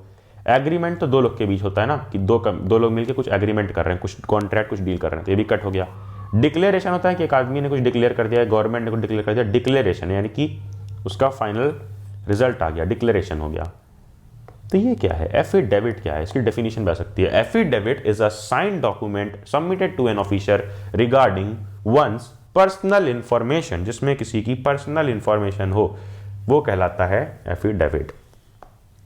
Question number 13, which of these statements is incorrect about CPIM, communist party of India, M के बारे में कौन सा स्टेटमेंट, क्या है क्या है क्या है, जल्दी बोलो। इनकरेक्ट। इनकरेक्ट कई से स्टेटमेंट हैं, तो देखो कई सारे पॉलिटिकल पार्टीज वाला जो पेज था उसमें कई सारी पार्टीज के मैनिफेस्टो थे ना अलग अलग, कि ये पार्टी इसका क्या कहना है, ये पार्टी इसका क्या कहना है। उसमें से क्वेश्चन बहुत कम आता है, तो आ भी सकता है बहुत इंपॉर्टेंट पार्टीज का, जो बड़ी बड़ी नेशनल पार्टीज हैं। यहाँ पे CPIM का आ गया है, बीजेपी, BSP, कांग्रेस, ये सब पार्टीज का मैनिफेस्टो एक बार बस रीड कर लेना कि कौन सी पार्टी का क्या कहना है। मैनिफेस्टो क्या, उनका मैनिफेस्टो रीड कर लेना एक बार कि कौन सी पार्टी क्या सोचती है, क्या करना चाहती है देश के लिए, तो उन मैनिफेस्टो को रीड करना जरूरी है। अब उसी में से CPIM एक पार्टी का पूछा गया है कि क्या गलत है, ठीक है, क्या इनकरेक्ट है। पहले करेक्ट क्या है ये देख लेते हैं। पहला लिखा है supports socialism, secularism and democracy. Supports socialism, secularism की सब लोग मिलजुल के रहे हैं, डेमोक्रेसी, ये इन चीज़ों को सपोर्ट करती है CPI। क्या ये करेक्ट है? क्या ये करेक्ट है? देखो सोशलिज्म यानी कि कंट्री के जो लोग हैं उनको प्रायोरिटी दी जाए कैपिटलिज्म से ज़्यादा, और सेकुलरिज्म की सेकुलरिस्ट रहें, हर रिलीजन को इक्वल इंपॉर्टेंस दी जाए, सब मिलजुल के रहें। और डेमोक्रेसी तो हाँ सपोर्ट करती है पार्टी। कौन सी party? CPIM, communist party of India. Opposes imperialism and communalism. Communalism यानी कि क्या? कम्युनलिज्म क्या होता है? कम्युनलिज्म होता है जो मैंने ऊपर समझाया था कि एक ही रिलीजन या एक ही कम्युनिटी को सबके ऊपर मानना और बाकी लोगों को देश छोड़ने को कह देना, बाकी लोगों को कोई पॉलिटिकल पावर ना देना। तो ये हो गया कि ये ऐसी चीज़ों को अपोज करती है, अपोजिट में रहती है। कौन? CPIM, सही बात है। Wants to secure socio economic justice in India. Wants to secure socio economic justice in India, सही बात है कि सोशल इकोनॉमिक जस्टिस चाहती है इंडिया में communist party of India, M, CPIM। तो क्या इनकरेक्ट था? कुछ भी इनकरेक्ट नहीं है, नन ऑफ द अबव पे मार्क कर दो। तो इस पार्टी के बारे में 3 पॉइंट्स काफ़ी अच्छे पॉइंट्स हैं कि सोशलिज्म, सेकुलरिज्म और डेमोक्रेसी चाहिए, इंपीरियलिज्म और कम्युनलिज्म को हटाना है, और सोशियो इकोनॉमिक जस्टिस को इंडिया में लाना है। ऐसा इनका मानना है, ऐसा इनका कहना है कम्युनिस्ट पार्टी ऑफ इंडिया का। क्वेश्चन 14 पे आ जाओ। Who chooses the candidates for contesting elections in India. India में इलेक्शन कंटेस्ट होता है, तो उसमें जो कंटेस्टेंट होते हैं, जैसे मान लो कुछ साल पहले योगी आदित्यनाथ उत्तर प्रदेश, मेरे स्टेट के CM खड़े हुए थे, ठीक है, कंटेस्टेंट थे, तो उनको एज अ कंटेस्टेंट चूज किसने किया था ये पूछा गया है। Member and supporter of party, top party leadership, the existing government, none of this. Member and supporter of party, top party leadership, the existing government, none of this काट दो। Existing government अगर चूज करेगी तो बिल्कुल गड़बड़ हो जाएगा, गलत है। मेंबर एंड सपोर्टर यानी कि हम लोग नहीं, टॉप पार्टी लीडरशिप यानी कि जो उस टाइम पे उस पार्टी में टॉप पर थे, उन्होंने देखा कि उत्तर प्रदेश से हम इस कंटेस्टेंट को, इस कैंडिडेट को खड़ा कर सकते हैं। ठीक है, तो टॉप पार्टी लीडरशिप ही कंटेस्टेंट्स को चूज करती है। Then question number 15, when and under whose leadership was Bahujan Samajwadi party was form, कि कब क्या पूछा गया है कि कब और किसके लीडरशिप के अंदर Bahujan Samaj party BSP form की गई थी। इसके options A B C D पढ़ लो। अब तुम्हें अगर एक भी चीज़ याद है, एटलीस्ट अगर तुम्हें क्या याद है, तुम्हें सन यानी कि जो ईयर है व्हेन वो याद है, तो अगर ईयर याद है तो वो था 1984 ये। और फिर कांशी राम जी के द्वारा ये पार्टी कांशी राम जी के लीडर में फॉर्म हुई थी, बहुजन समाजवादी पार्टी। सही। नीचे व्हेन वॉज बीजेपी फाउंडेड, इस टाइम की रूलिंग पार्टी आ गई है बीजेपी, भारतीय जनता पार्टी। कब फाउंड की गई थी, कब फाउंडेशन थी इसकी? देखो हमने भी ऊपर देखा कि 1984 में कौन आई थी, बीएसपी। तो अब बीजेपी कब आई थी? 60, 70, 80, 90 कब आई थी? जल्दी बताओ, राउंड फिगर में सारे डिजिट्स हैं। 16 का ऑप्शन करेक्ट रहेगा। 1980 में आई थी ये party BJP. Now how many recognise national parties were there in 2006? ऐसे क्वेश्चन आने के बहुत कम चांसेस है कि स्पेसिफिक ईयर में कितनी पार्टीज थी। ये बस इसलिए है कि रिकॉग्नाइज नेशनल पार्टीज कितनी कम थी 2006 में और अब 2022 या 23 में कितनी ज़्यादा हो गई हैं, ये कंपैरिजन दिखाने के लिए। तो 2006 में आज से 20 साल पहले कितनी पार्टीज थी? सिर्फ और सिर्फ 6 रिकॉग्नाइज नेशनल पार्टीज थी। कितनी? सिर्फ और सिर्फ 6 रिकॉग्नाइज नेशनल पार्टीज। अगला क्वेश्चन ध्यान से पढ़ो और इसका क्वेश्चन का आंसर तुम खुद दे सकते हो। बहुत ईजी, बहुत ईजी है। What are the parties which are given the special privilege of election symbol and other facilities? उन पार्टीज को क्या कहा जाता है जिनको स्पेशल प्रिविलेज मिलता है, स्पेशल सुविधाएं मिलती है? किस किस चीज की मिलती है? इलेक्शन सिंबल मिल जाता है और अदर फैसिलिटीज थोड़ी बहुत मिल जाती है। कौन सी पार्टी होती है, क्या कहा जाता है इसको? Attach, patronise, recognise, identified. Recognise, identified, जल्दी बोलो। रिकॉग्नाइज या आइडेंटिफाइड, ये दोनों तो गलत लग रहे हैं। इन दोनों में से बताओ ऐसी पार्टी जिसको इलेक्शन सिंबल मिल जाए, ऊपर हमने देखा भी था, उसको रिकॉग्नाइज पॉलिटिकल पार्टी बोलते हैं, आइडेंटिफाइड पॉलिटिकल पार्टी बोलते हैं। Recognised political party. वो शीट मेंटेन करते रहना दोस्त प्लीज। 100 क्वेश्चंस की शीट मेंटेन करो, टिक क्रॉस करो, चेक करो, देखो क्या सही कर पा रहे हो क्या गलत, और ये देखो कि क्या 100 क्वेश्चंस की सेटिंग पे बैठ पा रहे हो, 2 घंटे बैठ पा रहे हो एमसीक्यू सॉल्व करने की। तुम्हारे दिमाग में इतनी क्षमता है जितनी क्षमता से तुम रील्स देख पाते हो, जितनी क्षमता से तुम शॉर्ट्स देख पाते हो। वो 100 क्वेश्चंस की शीट मेंटेन प्लीज करो। ये बेस्ट तरीका है एमसीक्यू सॉल्व करने का, 100 क्वेश्चंस की शीट्स मेंटेन करने का। Question number 19। क्वेश्चन 19 में पूछा गया है which of these alliances were there in 2004 parliamentary election? 2004 parliamentary election के दौरान कौन से अलायंस थे? अलायंस क्या होता है? जब कोई पार्टी मिल के आपस में ग्रुप बना लेती है, अलायंस बना लेती है। जब कोई एक सिंगल पार्टी इतना वोट नहीं सिक्योर कर पाती है मेजॉरिटी में आने की, तो 2-3 मिल के अपना अलायंस बना लेते हैं। तो कौन कौन से अलायंस 2004 इलेक्शंस में? NDA, national democratic alliance, United progressive alliance, left front, या ऑल ऑफ द अबव? बताओ। एनडीए, नेशनल डेमोक्रेटिक अलायंस, इसमें कौन कौन सी पार्टीज हैं? कमेंट करके बताओ। इतनी अगर डिटेल में पता है तो तुम काफ़ी अच्छी नॉलेज रखते हो पॉलिटिक्स की। फिर यूनाइटेड प्रोग्रेसिव अलायंस में कौन कौन था, ये भी कमेंट करके बताओ। लेफ्ट फ्रंट कौन कौन था, कमेंट कर दो। ऑल ऑफ द अबव, ये तीनों थे 2004 के टाइम पे, पार्लियामेंट्री इलेक्शंस के टाइम पे। Now last question of this chapter, question 20। Which of these is not a good option for a democratic state या डेमोक्रेटिक कंट्री? कि एक डेमोक्रेटिक ज्योग्राफी, एक डेमोक्रेटिक लैंडफॉर्म के लिए क्या अच्छा नहीं है? Not a good option. 1 party system, 2 party, multi party, none of the above. 2 party और मल्टी पार्टी रहेगी तो हाँ डेमोक्रेसी मेंटेन हो सकती है, लेकिन 1 पार्टी सिस्टम में डेमोक्रेसी मेंटेन नहीं हो सकती, इसलिए एक अच्छा ऑप्शन नहीं है। और यहाँ पे क्या अच्छा नहीं है ये टिक करना था, तो क्वेश्चन 20 का answer A, option A is the correct answer. अब लास्ट चैप्टर पर आगे बढ़ने से पहले लास्ट चैप्टर जो बड़ा इजी चैप्टर है, आउटकम्स ऑफ डेमोक्रेसी के 20 क्वेश्चंस देखने से पहले फिर से मैं तुम्हें याद दिला दूं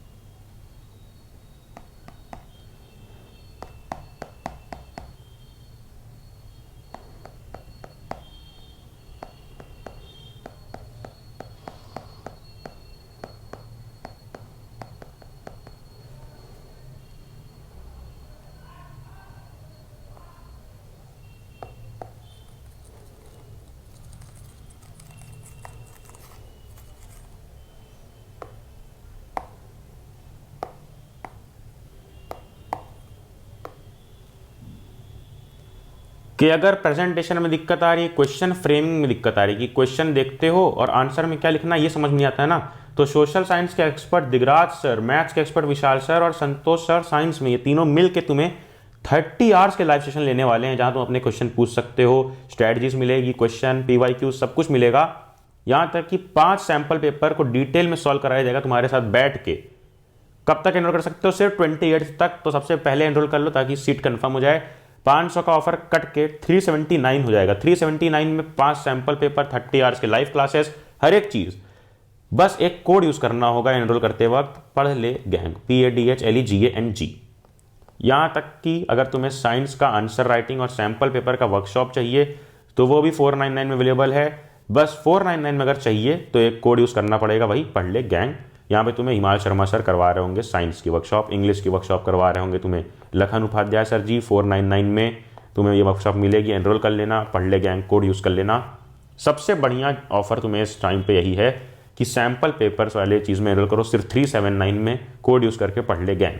और अगर तुम्हें अनअकैडमी का सब्सक्रिप्शन चाहिए तो 48% का ऑफ मिल जाएगा, 3 मंथ्स का फ्री एक्सटेंशन मिल जाएगा अगर तुम यूज़ करते हो कोड पढ़ ले गैंग। और कैसे एनरोल करना है ये सब चीज़ के लिए 8585 पे तुरंत जाकर कॉल कर लो। हम बिना कहीं कॉल किए आगे बढ़ते हैं लास्ट चैप्टर के MCQs पे, जो है आउटकम्स ऑफ डेमोक्रेसी। इसका देखो 20 क्वेश्चन देखने हैं, अभी लास्ट 20 क्वेश्चन हैं आउट ऑफ 200। हमने सोचो यार, आउट ऑफ 100 हमने सोचो 80 क्वेश्चन निपटा लिए, अब सिर्फ 20 क्वेश्चन बचे हैं। और जो टाइम लिमिट दी थी उस टाइम लिमिट में निपटाए हैं। जिन्होंने वो शीट बनाई थी वो बहुत बढ़िया काम कर रहे हैं। शीट में मैंने बोला कि एक तरफ क्वेश्चन नंबर लिख लो, जो आंसर तुम्हें लगता है ABCD वो लिखो, और फिर जब मैं बता दे रहा हूं तो टिक क्रॉस करते रहो कि कितना सही हो रहा है कितना गलत। टाइम मैनेजमेंट सीख जाओगे। जिन्हें सीखना है उन्होंने ये चीज़ की भी। इंस्टाग्राम पे मुझे जरूर टैग करके बताना ये चीज़। Which one of the following is an example? Which one of the following is an example of outcomes of democracy that produces an accountable government? इसमें से क्या एक एग्जाम्पल है कि वो एक अकाउंटेबल गवर्नमेंट प्रोड्यूस करता है? क्या एक एग्जाम्पल है? Open to public debates on major policies and legislations, open in promoting economic development, open in reducing economic inequality, या open to ruler elected by people. Government को क्या बनाना है? अकाउंटेबल बनाना है। क्या बनाना है? अकाउंटेबल। तो उसके लिए क्या चाहिए इन चारों में से? Open to public debate on major policies and legislation, economic development, inequality, या rural elected by people. Accountable का मतलब होता है कि गवर्नमेंट जो है वो, जैसे ये गवर्नमेंट है ऊपर, तो ये नीचे जो पब्लिक है इनसे कनेक्टेड रहे, अकाउंटेबल रहे, इनकी सुनती रहे, इनके फीडबैक लेती रहे। तो उसके लिए क्या करना चाहिए? Open to public debate on major policies. Major policies पे पब्लिक डिबेट होनी चाहिए, कोई भी रूल ऐसे ही फॉलो नहीं करवा देना चाहिए। तो ऑप्शन ए इज करेक्ट कि पब्लिक डिबेट होगी तभी तो लोगों का फीडबैक मिलेगा। अकाउंटेबल का मतलब यही होता है। आगे बढ़ो क्वेश्चन 2 पे। ये लास्ट 20 MCQs हैं, बिल्कुल एनर्जेटिक रह के करना है, इसके बाद तुम अलग ही लेवल पे रहोगे यार। तुमने 100 MCQs कर लिए हैं। Question 2, which one of the following is most popular form of government in the contemporary world? कौन सी फॉर्म ऑफ गवर्नमेंट सबसे ज्यादा पॉपुलर है? डिक्टेटरशिप, मोनार्की, मिलिट्री रूल, या डेमोक्रेसी? डिक्टेटरशिप यानी कि एक ही आदमी की तानाशाही, मोनार्की यानी कि राजा वाला सिस्टम, राजा का बेटा राजा बनेगा, मिलिट्री रूल जैसे कि कई जगह पे मिलिट्री रूल फॉलो होता है, आर्मी को सुपीरियर माना जाता है, या डेमोक्रेसी? क्या सबसे ज्यादा पॉपुलर है इस टाइम पे वर्ल्ड में? क्या लगता है यार, क्या सबसे ज्यादा पॉपुलर है? अरे जिस चीज पे सबसे ज्यादा चर्चा होती है सबसे पॉपुलर क्या है? डेमोक्रेसी। इतना इलेक्शन वगैरह हो रहा है डेमोक्रेसी के लिए, डेमोक्रेसी की वजह से। जहां डेमोक्रेसी नहीं है वहां कोई मतलब नहीं है चीजों का। देन आगे देखते हैं question 3, which one of the following features is common to most of the democracies, कि कौन सा फीचर इन सब में से सारी डेमोक्रेसीज में पाया जाता है। फॉर्मल कॉन्स्टिट्यूशन सबका होता है, इलेक्शन हाँ होता है सबका, regular election, political parties of course political parties होती तभी तो डेमोक्रेसी होगी। तो ऑल ऑफ दी अबव, ये सब चीज कॉमन फीचर है किसमें, डेमोक्रेसीज में, हर कंट्री की डेमोक्रेसी में। Then question 4, in which of the following countries is democracy not preferred over dictatorship, कि इन चार में से जो नीचे चार कंट्रीज दी गई है यहां पर डेमोक्रेसी को छोटा माना जाता है डिक्टेटरशिप के आगे। कौन सी ऐसी कंट्री इन चार में से बताओ। इंडिया ऐसी है डेमोक्रेसी यहां तो होती है यार, तो ये तो नहीं होगा। श्रीलंका, क्या श्रीलंका ऐसी है, क्या श्रीलंका ऐसी है, नहीं। बांग्लादेश नहीं। पाकिस्तान, यहां पर डेमोक्रेसी से ज्यादा डिक्टेटरशिप पे माना जाता है और यहां पर आर्मी रूल, डिक्टेटरशिप, ये सब काफी ज्यादा चलता है आज भी। तो 4 का option B. Which one, question 5, which one of the following is not the way to resolve a conflict in democracy, कि इसमें से कौन सा सही तरीका नहीं है कोई भी कंफ्लिक्ट को रिजॉल्व करने का। Mass mobilisation, using parliament, doing justice, arm revolution. Mass mobilisation यानी कि कई सारे लोग भीड़ में जमा होकर अपनी डिमांड रखो, मोबिलाइज करो, इधर से उधर जाओ, अपनी डिमांड रखो, मूव करो, पार्लियामेंट का यूज़ करो कि हाँ भाई गवर्नमेंट का यूज़ करो। जस्टिस यानी कि जस्टिस का यूज़ करो यानी कि कोर्ट में जाओ, डूइंग जस्टिस यानी कि जस्टिस करना। या 4th है आर्म रिवॉल्यूशन, की हथियार लेके लड़ने चले जाओ अपना हक पाने के लिए या कोई भी लफड़ा सॉल्व करने के लिए, रिजॉल्व करने के लिए, लफड़ा यानी कि कॉन्फ्लिक्ट। आर्म्ड रिवॉल्यूशन गलत तरीका है, डी, क्योंकि यार लड़ने से तुम्हारी बहादुरी तो साबित हो ना हो, लेकिन एक कंट्री का बहुत नुकसान होता है अगर उसमें सिविल वॉर होती है। सिविल वॉर यानी कि एक कंट्री के अंदर कई लोग लड़ गए ना आपस में, अगर आपस में लड़ाई कर लिए तो सिविल वॉर से कंट्री का बहुत ज़्यादा नुकसान होता है। एग्जाम्पल श्रीलंका का हमने समझा था। Question 6, equal treatment of women is necessary ingredient of democracy of a democratic society. This means that, देखो इक्वल ट्रीटमेंट होना चाहिए, नेसेसरी है, इसका मतलब क्या है, आगे का सेंटेंस पढ़ोगे समझ में आ जाएगा चारों। Women are not treated as equal in political arena, most societies across world are not increasingly women dominated, it is now easier for women to legally wage struggle for their rights, या women are actually always treated with respect। Equal treatment का मतलब क्या ये है कि women को हमेशा से इक्वल रिस्पेक्ट दी जाती है, या फिर ये है कि अब इजी हो गया वुमेन को कि लीगली कोई भी स्ट्रगल अपनी लड़ सकती हैं। या 3rd, societies across the world are not increasingly women dominated. Women domination आज भी नहीं है, गलत, अभी हमने देखा 5% है सिर्फ यहाँ अपने इंडिया में लोकसभा में members. Women are not treated as equal, politically equal नहीं, अभी बताया 5% है सिर्फ, और ये भी गलत है, तो ऑप्शन बी इज करेक्ट। इस तरह एलिमिनेशन करोगे तो जो सही आंसर मिलेगा, सही तो सारे आंसर के ऑप्शन लगते हैं यार कि सारे ऑप्शन सही लग रहे हैं, लेकिन एलिमिनेट करते जाओगे तो जो बेस्ट आंसर है तुम्हें सामने दिख जाएगा। Question 7, democratic government is better than non democratic government because. अब देखो ऊपर हमने देखा कि पाकिस्तान डेमोक्रेसी को नहीं प्रीफर करता, लेकिन डेमोक्रेसी क्यों प्रीफर करनी चाहिए, क्यों ये बेटर है नॉन डेमोक्रेसी से, ये देखना है। It ensures faster economic growth, it leads to just distribution of goods and opportunities, overwhelming support for the idea all over the world, कि सब जगह सपोर्ट मिल रहा है पूरे वर्ल्ड में तो इसलिए डेमोक्रेसी अच्छी है। या distribution of goods and opportunities इसलिए अच्छी है। या फास्टर इकोनॉमिक ग्रोथ, क्या फास्टर इकोनॉमिक ग्रोथ होती है डेमोक्रेसी में। या it is a legitimate form of government, legitimate यानी कि लॉफुल लॉ से चलती है, सबकी बात सुनती है, एक परफेक्ट एक established mentioned written constitution rule से चलती है, इसलिए फॉलो करना चाहिए डेमोक्रेसी को। इसलिए नहीं कि पूरा वर्ल्ड तारीफ कर रहा है, या डिस्ट्रीब्यूशन अच्छा होता है, या फिर faster economic growth. Faster economic growth तो नॉन डेमोक्रेटिक में होती है क्योंकि वहां पर ब्राइबरी कम होती है, ब्राइबरी यानी कि घूसखोरी कम होती है। नाउ क्वेश्चन 8, क्वेश्चन नंबर 8 पे आ जाओ, पढ़ो ध्यान से। Consider the following statements, which of these do not hold true for non democratic regimes. Non democratic countries में या स्टेट्स में क्या नहीं ट्रू है, होल्ड नॉट ट्रू। सबसे पहले ट्रू क्या है उसको एलिमिनेट कर दो, तो जो बचेगा वो not true. These do not have to bother about public opinion, public opinion की चिंता नहीं करनी पड़ती। हाँ, ये सही बात है, नहीं करते हैं non democratic regimes. This take less time at arriving at decision, हाँ लेस टाइम लगता है यार कोई भी डिसीजन लेने में, क्योंकि नॉन डेमोक्रेटिक है ना। अभी हमने ऊपर देखा कि डेमोक्रेटिक गवर्नमेंट को क्या होना पड़ता है, अकाउंटेंट, अकाउंटेबिलिटी, यानी कि फीडबैक लेना होता है अपने जनता का। लेकिन नॉन डेमोक्रेटिक में ऐसा कुछ भी नहीं, अकाउंटेंसी नहीं होती है, इसलिए यहाँ पे कम टाइम लगता है डिसीजन लेने में। Third, principle of individual dignity has legal force. क्या मतलब कि principle of individual dignity has legal force, यानी कि जो इंडिविजुअल आदमी है उसकी डिग्निटी के लिए लीगल फोर्स आती है। यानी कि कोई इंडिविजुअल आदमी है, उसके हक के लिए कंट्री सपोर्ट करती है कोई इंडिविजुअल आदमी के लिए। क्या ऐसा होता है नॉन डेमोक्रेटिक कंट्रीज में? या fourth, these often suppress internal social difference. हाँ बिल्कुल सही है, जहां पर यार डेमोक्रेसी नहीं है वहां पर सोशल डिफरेंसेस को तो सप्रेस कर दिया जाएगा, क्योंकि वहां पर सुननी नहीं जाती ना लोगों की, कोई फीडबैक नहीं लेते हैं, अपना डिसीजन लेते हैं। एक ऊपर का हेड होता है, तानाशाह होता है, वो रूल अपना निकालता है, वन रूल होता है, ठीक है। तो यहाँ पर ऑप्शन सी था कि इंडिविजुअल की डिग्निटी का ख्याल रखा जाए, कि इंडिविजुअल की डिग्निटी की सुना जाए। बिल्कुल नहीं, सुनी सुना यहाँ पे नहीं होती है, यहाँ पे तानाशाही चलती है। ऑप्शन सी, क्योंकि यहां पूछा गया था क्या क्या गलत है, क्या नहीं, क्या सच नहीं है, क्या झूठा है नॉन डेमोक्रेटिक। तो नॉन डेमोक्रेटिक गवर्नमेंट के लिए क्या झूठ है? यही कि वो इंडिविजुअल लोगों की सुनती है या उनके लिए लीगल फोर्स देती है, तो ये बिल्कुल गलत है।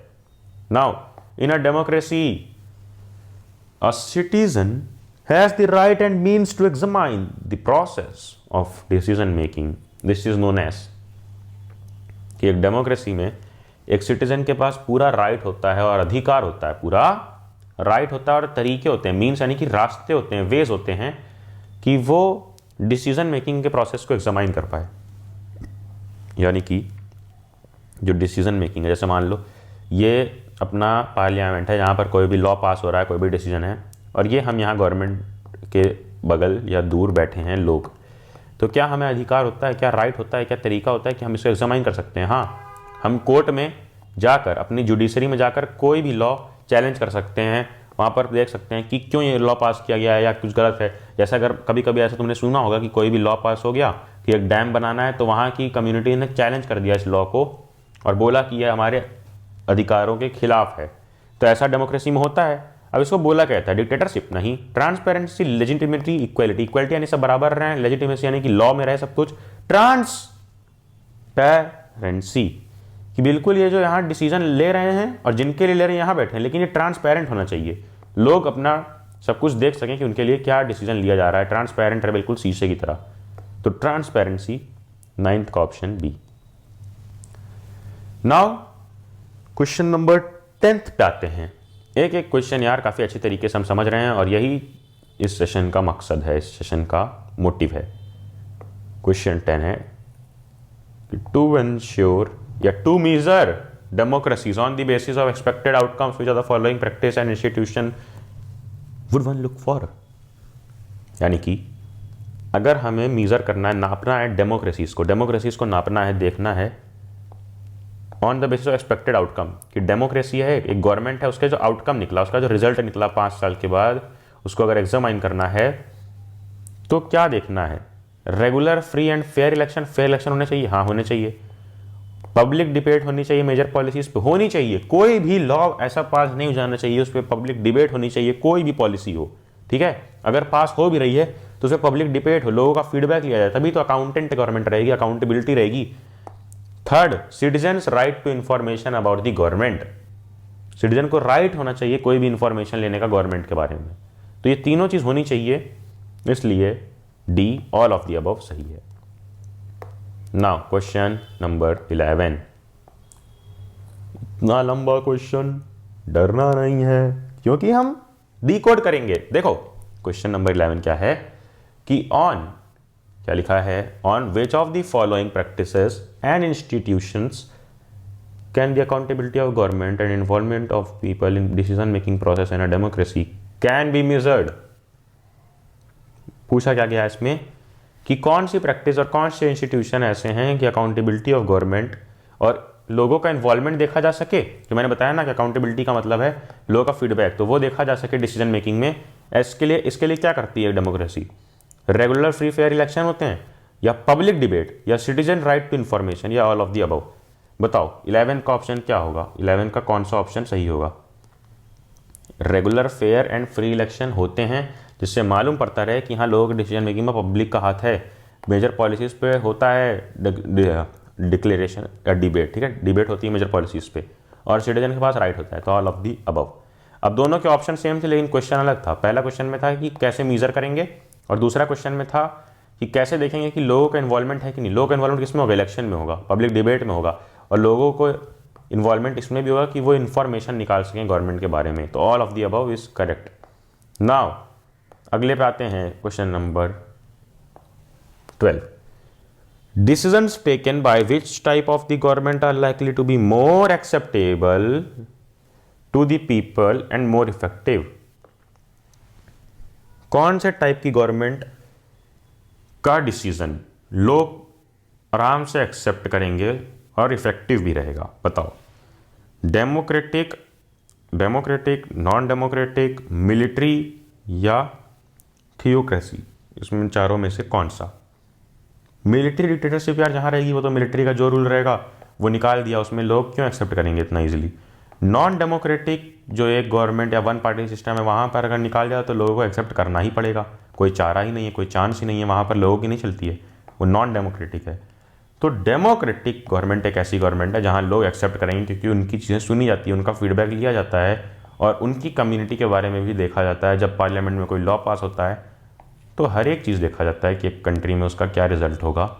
कहीं कोई डिस्पैरिटीज़ या कहीं कोई ऐसा चीज़ तो हम नहीं कर रहे हैं जिससे लोगों में भेदभाव की भावना पैदा हो जाए, लोग सोचें कि ये डिसीजन तो सिर्फ ऊपर वाली कम्युनिटी या नीचे वाली कम्युनिटी के लिए लिया गया है, हमारे बारे में सोचा ही नहीं गया है।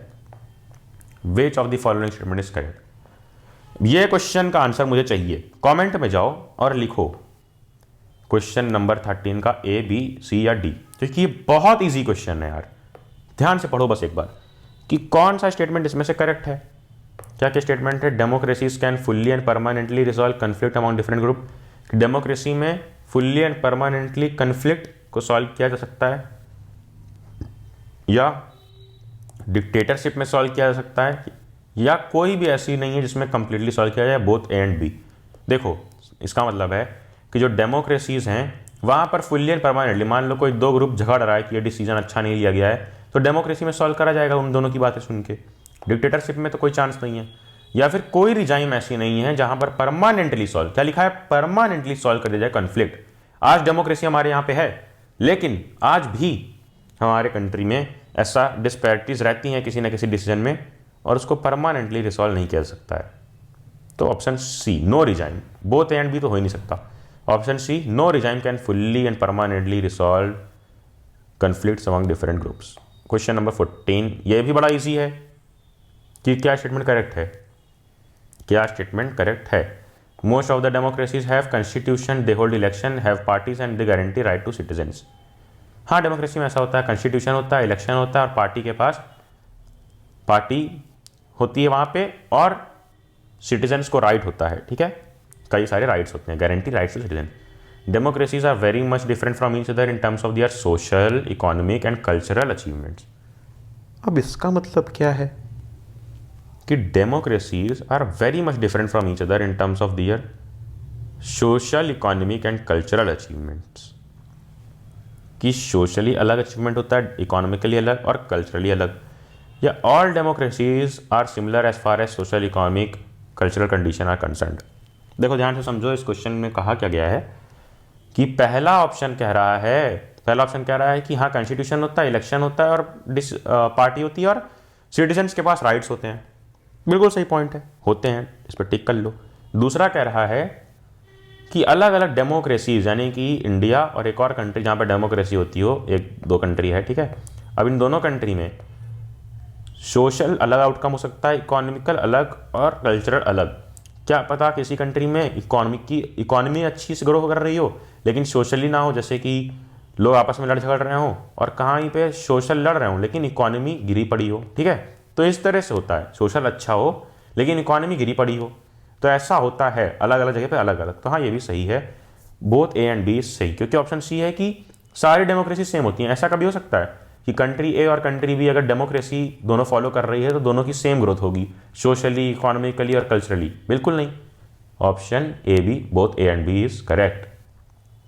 एक एक क्वेश्चन हमने डिटेल में समझा यार। Question number 15 why is there a delay in decision making and implementation in a democracy? अभी हमने ऊपर देखा कि डिसीजन मेकिंग फास्ट रहती है किसमें? नॉन डेमोक्रेटिक में, डिक्टेटरशिप में। तो क्यों ऐसा होता है कि डेमोक्रेसी में डिसीजन मेकिंग काफ़ी स्लो होती है? बताओ, यही देखना है। The government don't want to take decision, ऐसा है? नहीं। The government is hesitant in taking decision, नहीं। Democracy is based on idea of deliberation and negotiation and democratic government is not taking good decision. गलत। कि क्या एक democratic government interested ही नहीं है जल्दी डिसीजन लेने में? तो ये तो गलत है। सी ऑप्शन सही है कि democracy is based on idea of deliberation and negotiation. सोच विचार करना और नेगोशिएशन करना, हर एक की सुनने सुनाने में हो जाता है देर, इसलिए यहां पर डिसीजन मेकिंग थोड़ी सी स्लो है। अगला क्वेश्चन 16। क्वेश्चन 16 क्या है? In the context of democracy what is successfully done by democracy? कि डेमोक्रेसी में क्या चीज सक्सेसफुली होती है? देखो, एलिमिनेटेड कन्फ्लिक्ट अमंग पीपल। अभी हमने ऊपर ही देखा कि कन्फ्लिक्ट नहीं हट सकता है किसी में, चाहे डेमोक्रेसी हो चाहे नॉन डेमोक्रेसी हो, कन्फ्लिक्ट हमेशा रहता है। जहां 2 इंसान, 3 इंसान, 4 इंसान, एक ग्रुप रहेगा, कम्युनिटी रहेगी, वो लड़ेगी, कटेगी, मरेगी, ठीक है? उसको सुधारा नहीं जा सकता क्योंकि वो क्या है? इंसान। और इंसान भी क्या चीज है? एक में वफा नहीं। और if you know you know, if you know you know, IYK। अरे यार ऑप्शन पे पढ़ते हैं यार, जल्दी आओ। देखो ऑप्शन क्या क्या है? एलिमिनेटेड कन्फ्लिक्ट्स अमंग पीपल, ये गलत है। ऑप्शन बी क्या है? Eliminated economic inequalities among people. कि डेमोक्रेसी में इकोनॉमिक इनइक्वालिटीज हट जाती हैं, ऐसा होता है क्या? मेरे साथ तो कभी नहीं हुआ। शर्मा जी का बेटा आज भी अमीर है। तो ये दोनों ऑप्शन गलत हैं। आ जाओ नीचे। सी, eliminate differences of opinion about how marginalized sections are to be treated, rejected the idea of political inequality। political inequality का आइडिया रिजेक्ट कर देते हैं, यानी कि political inequality पे बिलीव करते हैं डेमोक्रेसी में। ये देखो कि डेमोक्रेसी political inequality को रिजेक्ट कर पाई आज तक? नहीं। क्यों नहीं कर पाई बताओ? डेमोक्रेसी political inequality का मतलब कि कहीं कहीं पर पॉलिटिक्स में जो इनइक्वालिटी होती है वो क्या डेमोक्रेसी में नहीं होती है? नहीं, डेमोक्रेसी में तो और होती है। हमने देखा ही है, आज भी हमारे यहाँ 5% है, ठीक है? 5% क्या है? लोकसभा में सीट्स गवर्नमेंट किसकी? वुमेन का पार्टिसिपेशन। तो ऑप्शन सी है कि डिफरेंस ऑफ ओपिनियन, यानी कि सोच about how marginalised sections are to be treated, कि वो डिफरेंसेस हटा देती है, सोच सही कर देती है लोगों की कि लोग कैसा सोचें मार्जिनलाइज सेक्शंस के बारे में, छोटे सेक्शंस के बारे में। Option C is correct. Then अगला देखते हैं जल्दी से। अगला क्या है? Question number 17। Question number 17, 18, 19, 20। अब सिर्फ 4 क्वेश्चन हमें देखने हैं और मैं तुम्हें दिखा रहा हूं ये PADHLEGANG, पढ़ ले गैंग। ये कोड अनअकैडमी ऐप इंस्टॉल करो और कोई भी क्लास देखना है, कुछ भी देखना है, अगर ये कोड डालोगे तो तुम हमारे मेंबर बन जाओगे यार, हमारी गैंग के मेंबर बन जाओगे। पढ़ ले गैंग के। तो जल्दी जाओ अनअकैडमी ऐप इंस्टॉल करो और पढ़ ले गैंग कोड का यूज करो जल्दी। अनअकैडमी ऐप पे हम बहुत तगड़ी क्लासेस करने वाले हैं मिलके, साथ में बातचीत करने के, क्योंकि उसमें कई सारे फीचर्स होते हैं बात करने के, पोल्स के फीचर, कई फीचर। तो अनअकैडमी ऐप पे जल्द हम बहुत खतरनाक क्लासेस करने वाले हैं मिलके। क्वेश्चन 17 पे आ जाते हैं। व्हाट, क्या लिखा है? What is promoted much superiorly by democracy than any other form of government? कि क्या अच्छे से प्रमोट किया जाता है डेमोक्रेसी में other than any form of government? Economic growth? नहीं। Dignity and freedom of individual? Economic equality? गलत। इकोनॉमिक इक्वालिटी नहीं होती है, इकोनॉमिक ग्रोथ नहीं होती है, नन ऑफ दिस नहीं, क्योंकि ऑप्शन बी सही है कि यहाँ पर देखो यहाँ पर इन कंपैरिजन टू अदर्स, और किसी फॉर्म की गवर्नमेंट से अच्छा क्या मिलता है लोगों को? डिग्निटी और फ्रीडम ऑफ द इंडिविजुअल। हमारे पास फ्रीडम है क्योंकि हमारे पास राइट है, right to speak, right to everything, fundamental rights. हमारे कितने फंडामेंटल राइट्स होते हैं? कमेंट करके बताओ। ये सब जनरल क्वेश्चन है, जनरल आंसर है, तुम्हें आने चाहिए। कितने फंडामेंटल राइट्स होते हैं हमारे, बताओ। और इन्हीं फंडामेंटल राइट्स की वजह से डेमोक्रेसी में एक व्यक्ति एक इंडिविजुअल काफ़ी डिग्निटी यानी इज्जत और फ्रीडम के साथ जीवन यापन कर सकता है, रह सकता है। आगे बढ़ते हैं। क्वेश्चन नंबर 19 नहीं 18 है यार, आँख खोल के देखो थोड़ा सा। क्वेश्चन नंबर 18 की विच regimes often turn a blind eye to or suppress internal social differences,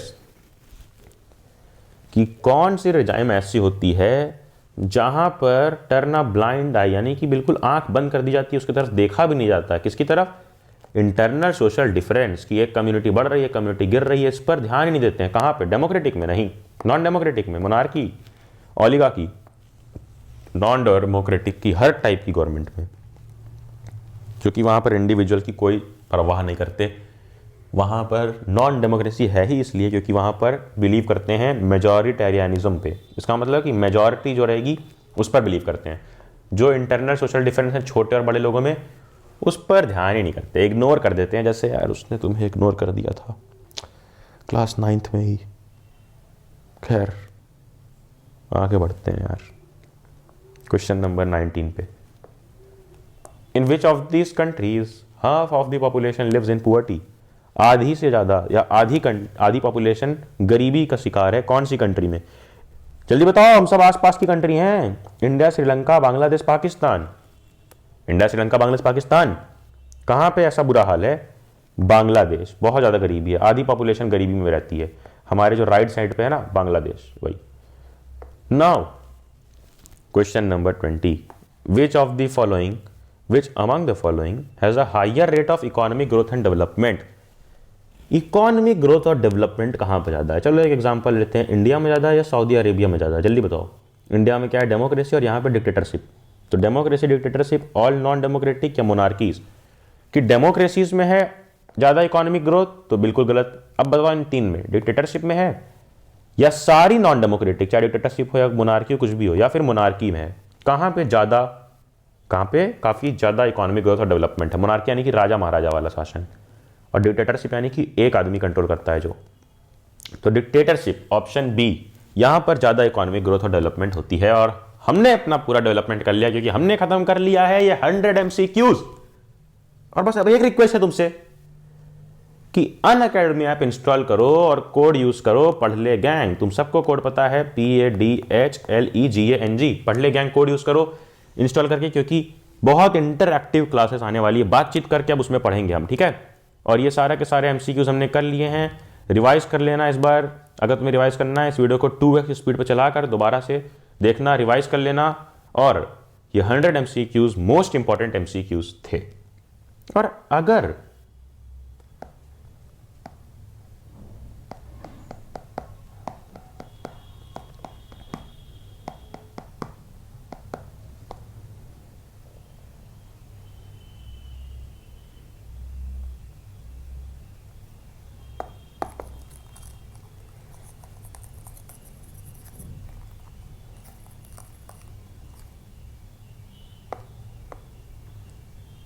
Digraj sir से हिस्ट्री, विशाल सर से मैथ्स और संतोष सर से साइंस के सैंपल पेपर डिस्कशन करने हैं, 5 सैंपल पेपर्स के, सोचो, और 30 आवर्स का लाइव सेशन, तो 379 में हो जाएगा। बस एक कोड यूज कर लेना, अपना वही कोड यार, बार बार बताऊं क्या, पढ़ ले गैंग। उसी तरह आंसर राइटिंग के लिए भी कर सकते हो एनरोल अनअकैडमी ऐप इंस्टॉल करके, और उसी तरह इंग्लिश का हो चाहे साइंस का हो, दोनों के आंसर राइटिंग में एनरोल कर सकते हो। यहाँ तक कि अगर एनुअल प्लान चाहिए, 48% ऑफ चाहिए, तो 3 मंथ्स का एक्सटेंशन भी मिल जाएगा अगर पढ़ ले गैंग कोड यूज करते हो एनरोल करते वक्त। एनरोल करने के लिए 8585 पे जस्ट एक कॉल दे दो यार। अब आ रहा हूं मैं क्योंकि मेरा कॉल आ रहा है बहुत इंपॉर्टेंट, और तुम्हारा कॉल आ रहा है किसका? बोर्ड एग्जाम्स का कॉल है। जाकर पढ़ लो, नोटिफिकेशन इस चैनल की छेड़ दो कि कुछ भी आने वाले वीडियोस मिस ना हो। और फिर क्या, ये वीडियो सब में शेयर कर दो कि सबको पता चल जाए इंपॉर्टेंट MCQs कौन कौन से हैं। जाना, जा पढ़ ले।